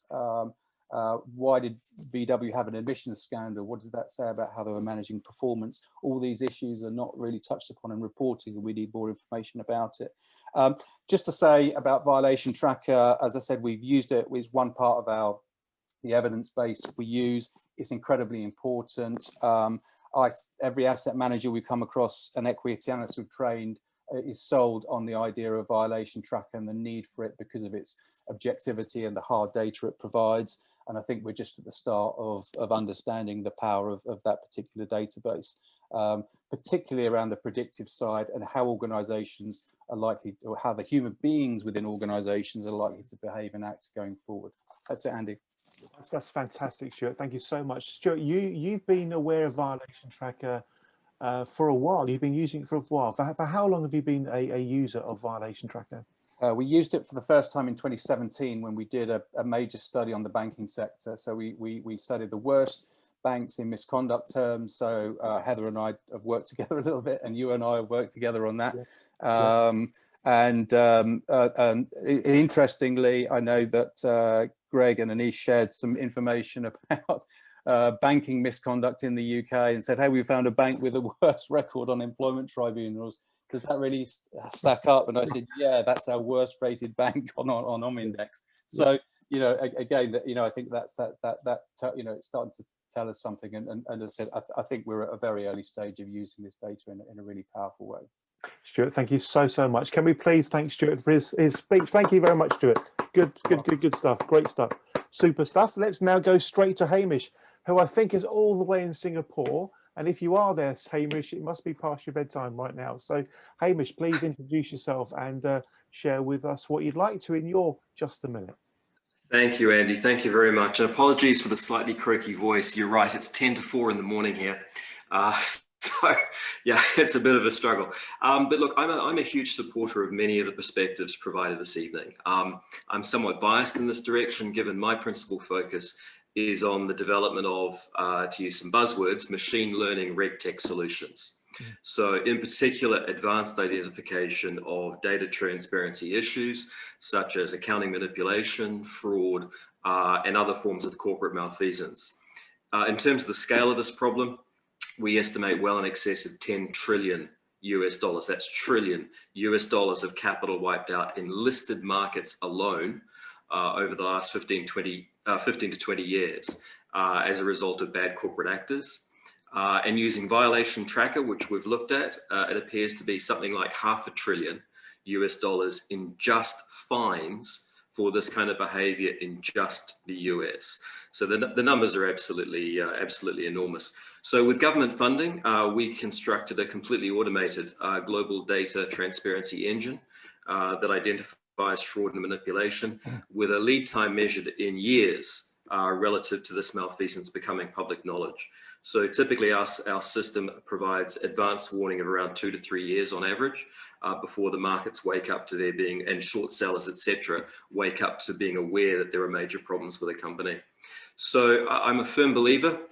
The marketplace has only just begun to touch the surface of what's doable in this space, employing advanced data science techniques and of course myriad data sets to obtain very powerful signals with a long lead time. So look, thank you obviously to the speakers this evening. Thank you, Andy, in particular, for organizing this discussion.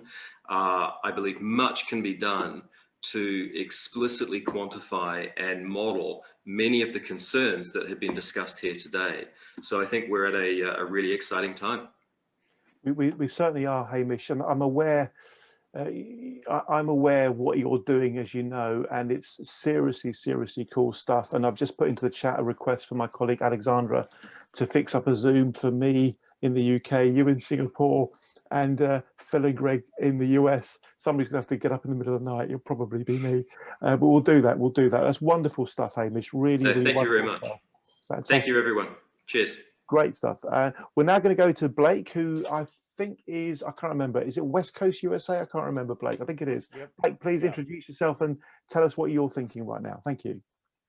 Yeah, my name is Blake Coot. I'm the CEO of the Responsible Finance and Investment Foundation. I'm based in Portland, Oregon in the US, but we do work around the world. So I'm used to those kinds of timing challenges that Andy, you're mentioning. And I wanted to highlight in here the data challenge that comes when you look sort of deeper into financial institutions in particular and try to assess what their impact is beyond their own operations. So beyond the types of things that have been mentioned before about fines and regulatory issues, what are they financing and how do they collect, produce, how do their customers produce, and how do the financial institutions analyze and assure that the data that they're getting as inputs for what they're putting out in terms of their impact and what they're financing is reliable, and particularly for those financial institutions and banks in particular that are operating primarily in emerging markets.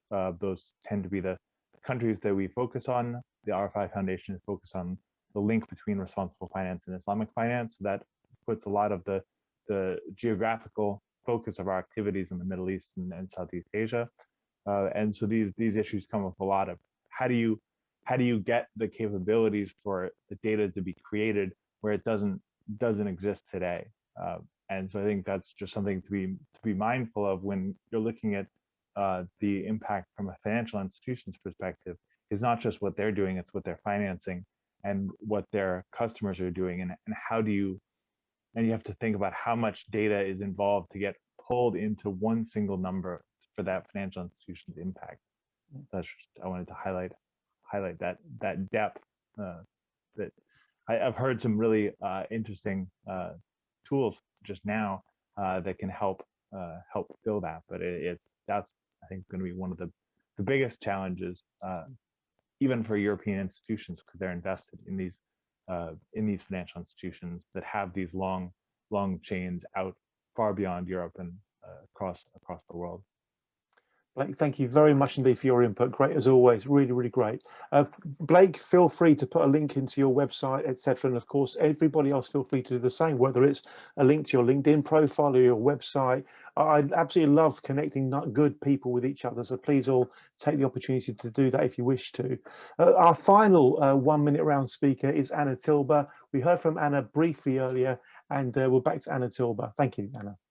Thank you, Andy. Well, since I'm the last person standing between everybody's final cups of teas and evenings and movies, I will just briefly want to refer back to what Andy said at the start of this event, the importance of evidence-based information. And as an academic, a scholar in governance, and who has been researching governance and accountability within UK financial services, I sort of became very aware that it is very important to distinguish between the appearance versus substance of actions and sustainability. So we've got organizations, and I think somebody did mention the verifying claims of sustainability.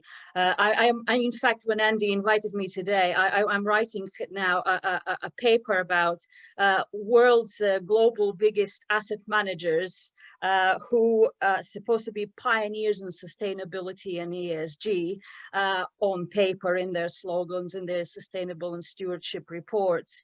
But if you actually look deeper into the spending on stewardship, one of those managers of the big four spent 0.15% of their total revenue on stewardship and ESG. So in essence, the numbers can have a different picture and can tell you more. And then I looked at Violation Tracker, and surprise, surprise, they have a concurrent and constant recurrent number of abuses, and they pay quite a lot of money in all sorts of fines. So to me, it is quite important what Violation Tracker is doing and allowing people to make a judgment call between what is appearance of sustainability versus the actual substance of what they promise or what they claim they do. So thank you very much, Andy, for inviting me, and welcome to Violation Tracker to the UK. And Greg, as soon as I'm finished with the paper, I will send it you so you will know who the bad boys are. Thanks very much. Very, very good, very good. It really was quite bizarre. There I was having a telephone conversation with Anna, and she was literally working on this Violation Tracker search as we were having our conversation. I'm going to spend just 30 seconds, a minute or so, kind of bringing the formal part of our session to a close. We will be finishing on time at 8 p.m. UK time, but we will also keep the channel open. Some of you may want to carry on chatting, networking. We call it a fireside chat. It's a very little bit of light facilitation, but why not use this networking opportunity that we've got? So in kind of bringing things to a close, I want to, of course, thank our key speakers. We've had Martin and Anya at Share Action. We've had Phil and Greg at that Violation Tracker.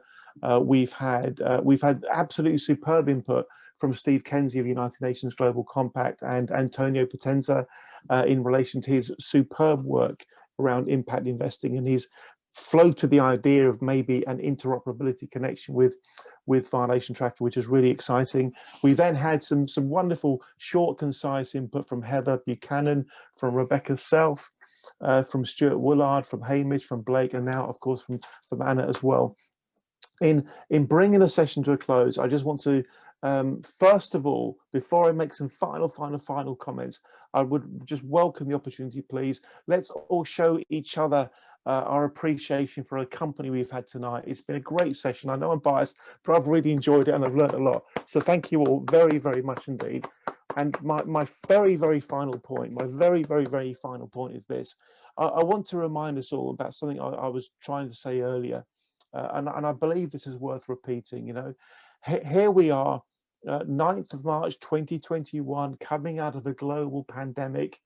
We understand that there is so much unfairness in the world, that there are literally children I've seen it on the TV. It's heartbreaking. There are literally children scavenging for a living on animals, picking out bits of food and resellable rubbish on dumping grounds. You know, we don't want to live in a world like that. None of us do. Something's got to change. We know that the stark realities of climate change and the devastation it's probably going to cause is a serious issues. And we may have already, some people actually think we've already gone past the point of no return. We know that there are going to be literally, I mean this literally, we know that there are going to be wars fought, you know, people dying, wars fought over water supply in the future. You know, the scientists can work that out. It's an inevitability that we're going to end up with water wars, and it's going to be tragic. And we also know, and Violation Tracker does a brilliant job of reporting on this. We also know that there are companies out there that will do anything. They don't care. They will do anything to squeeze another penny, another pound of profitability out of the planet and out of people, and that needs to change. I was dead serious earlier when I said that we do have perhaps a special rare opportunity to try to make a difference. The TTF will not let this be just a one meeting event in isolation. We need to build on the momentum. We need to bring the good actors together, organizations like Share Action, organizations like Violation Tracker.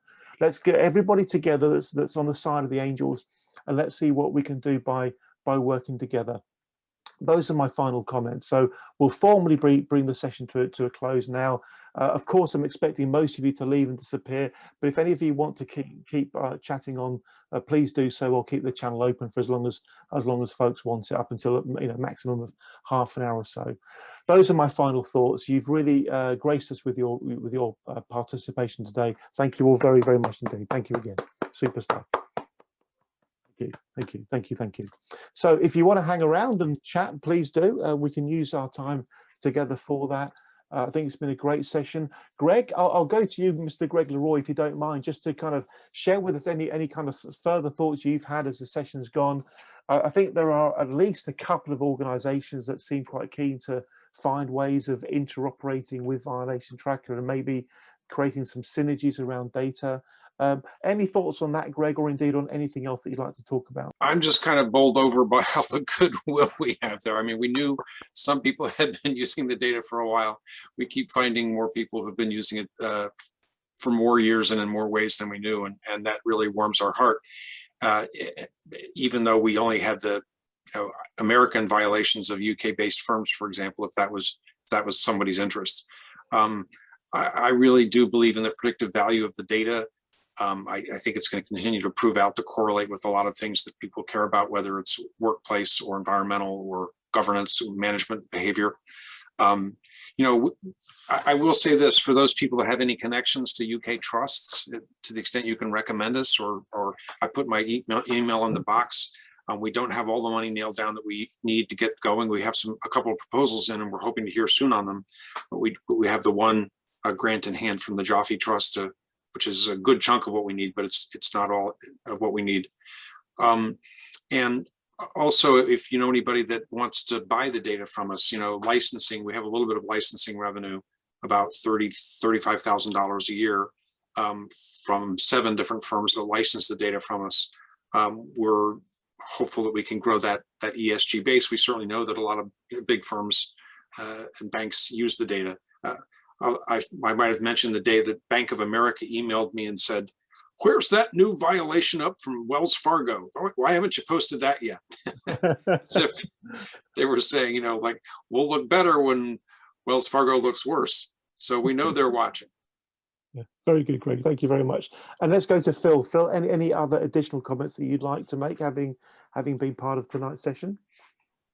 Well, it's been a great discussion, a great group.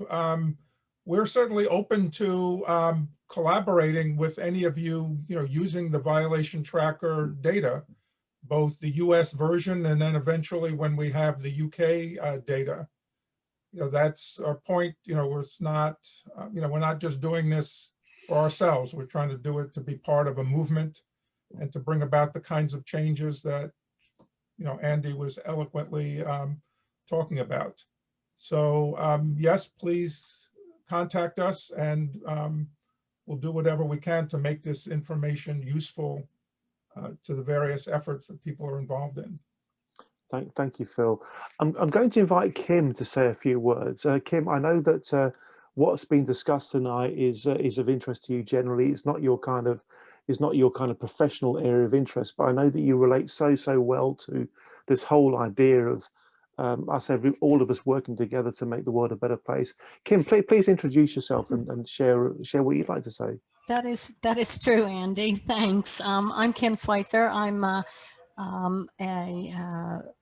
volunteer with Andy at TTF and an ambassador, and also director of Time for Change London, focusing on companies' purpose, living their values authentically. I put a comment about living values authentically before, and linking it back to my background, which is in executive compensation and M&A.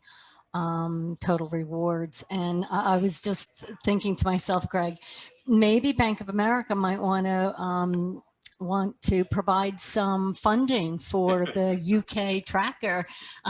But, you know, I often think about these things and think, well, how come the financial services aren't supporting you? You know, and why aren't they willing to put their money where their mouth is? And Anna, I don't know if she's still on, thinking about, you know, what about some of these organizations she's finding that are living their values?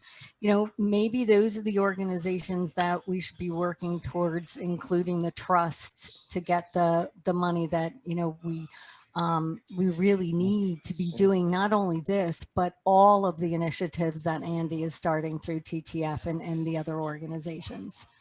So if we can bring our minds together to start thinking also maybe more broadly, a little bit out there.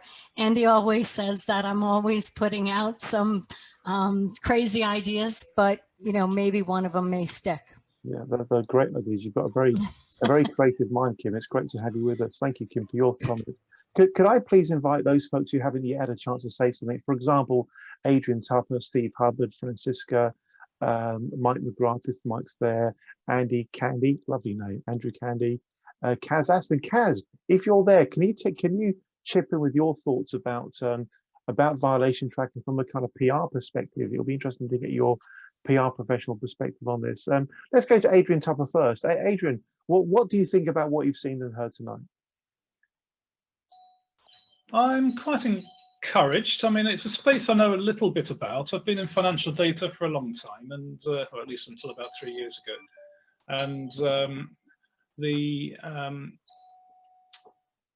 challenge towards the end there is all about data integration. You know, to try and get platforms to sort of carry lots of different contributors' data. And in my case, I was building indices on the back of it, so that would then be used to somehow, you know, to decide what constituents go into an index or not, or how their weightings might be changed. I don't know if there's some future in that, you know, for all the data providers that we've heard from tonight to be talking to some of the, perhaps not the S&Ps and FTSEs, but some of the smaller index providers out there to you know, to integrate that in with share data. I think there's possibly something in that. From a completely different perspective, I have been on the investment committees of funds with ESG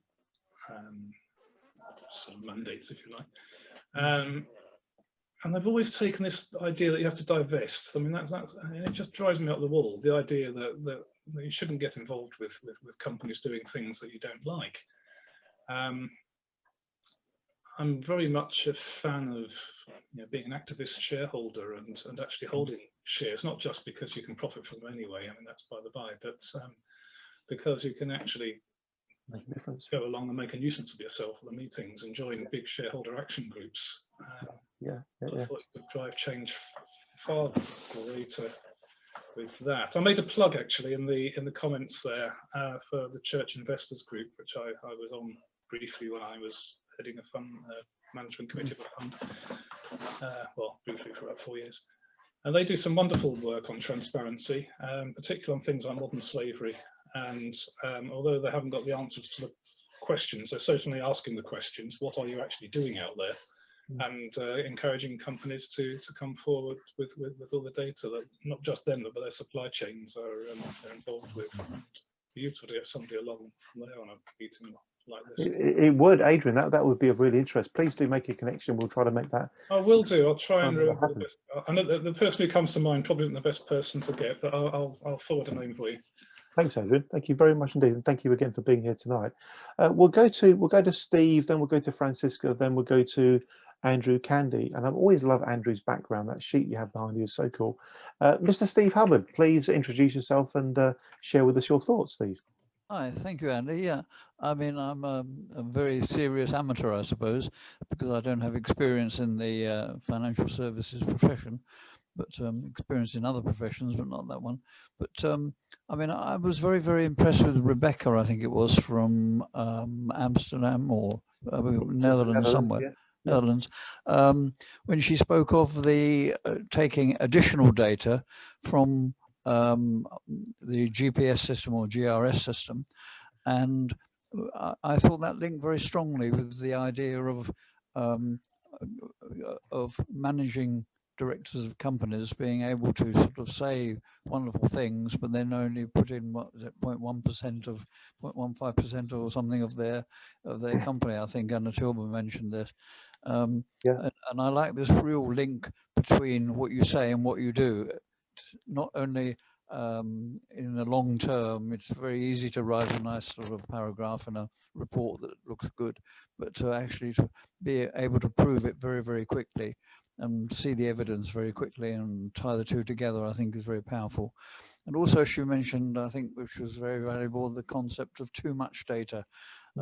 Yes, we're going to do that. We're going to do that. We haven't got the data yet, but we're working on it. Sort of see me in 6 months and keep on doing that and doing that and doing that. And actually just pushing down the road in terms of more data. Whereas, as Andy says, if there are, well, I think he's right by saying that there are very, very serious issues in terms of water and war and associated things. And I think the idea of sort of pushing down the road, writing the reports and looking at other things, more data is can be a distraction. I think that's a key point, Steve. I think the days of having the luxury of kicking the can down the road have gone. I think we just run out. We've run out of rope. You know. Yes, I tend to agree. Yeah. Thanks, Steve. Francisca. Yeah, I'm always going to make an apology because at the end of the last meeting, I know I wasn't as eloquent as everybody else, but I was really impressed with this group called Positive Money, which sounds as if they're doing quite a lot of similar things to yeah, they're great. Here. They're great. And particularly this church organization that Adrian Tupper was talking about. Yeah. And I've noticed, I came across it by accident a few days ago, an absolutely brilliant speech done in 2016 by a Scottish lady who's the #2 there, about how the current financial systems are encouraging the gaps between the rich and the poor, that the money is not going into productive areas, it's focused on property, on making people richer, and very little is actually going into making a country more wealthy or productive. And, you know, I couldn't help feeling echoes of Larry Elford's Farming Humans. And she also talked about, well, she actually talked about something really innovative about the possibility, and I suspect it hasn't happened, of some small countries like maybe Iceland starting a different financial system where they do not have debt, as the way that Larry Elford said, but where they actually have their own money and the government or government organizations, or, you know, good organizations, let us say, make sure the money goes into productive ventures. So I found that absolutely brilliant, and I thought that a lot of it was aligned with you. And today I found out on YouTube there's all sorts of things under the heading of Positive Money, but I have identified that particular speech as well. Yeah. Positive Money is a great organisation. We know them very well, Francisca. And great. well, I think the getting involved with some of the stuff we're doing, which is super cool. Thank you, Francisca. Mr. Andrew Candy, anything you'd like to say, sir? Yeah, it's been fascinating evening again with TTF. As always, mind-boggling on a range of different things. Just from the perspective of the stuff that I'm involved in, which has been predominantly interest rate swaps and regulatory misconduct and banking misconduct. One fascinating crossover, which is sort of now ticking around in my head, is how through a lot of the redress schemes, the smoke and mirrors played with the number of victims actually involved from each independent bank often is used to subdue the information and the publicity around it, which in a sense the violation tracker seems to really highlight what the banks don't want out in the press. They don't want to be identified, you know, the millions and billions they spend on advertising to hoodwink people to take on their services, whatever they be. But certainly once you get into the area where they're into these regulatory issues, there's the gap in the field whereby you're dealing with the fines once they've been issued and tracking those.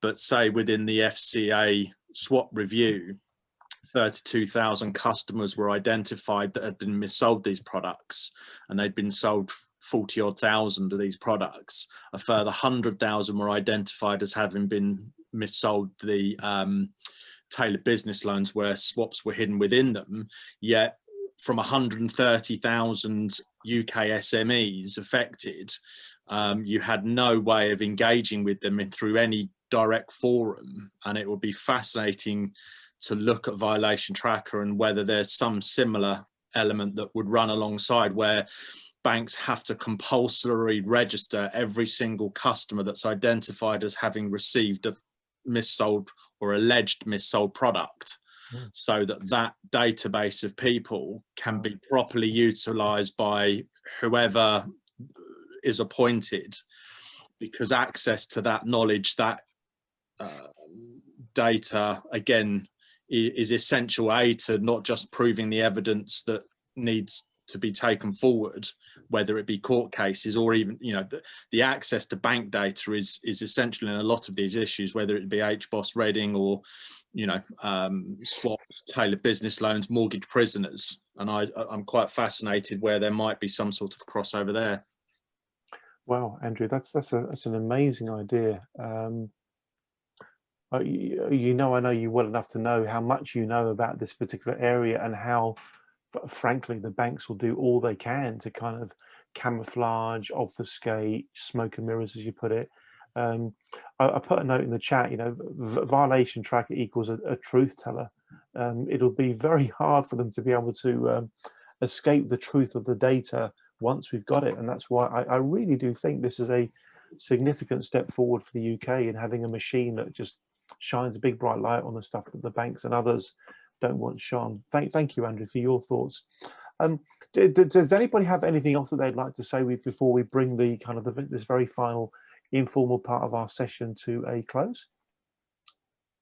It looks like we're all good. Could I just invite my colleague Alexandra, if she's happy to, just to take herself away from behind the TTF logo and just say hi, and just to give me a chance, Alexandra, to thank you for the work that you do in putting this event together and all the other events together that you've done. We can't see you, Alexandra. We can now. Yes, we can. Yeah. Can we please all thank Alexandra for her brilliant work in putting this and many other events together? Well done, Alexandra.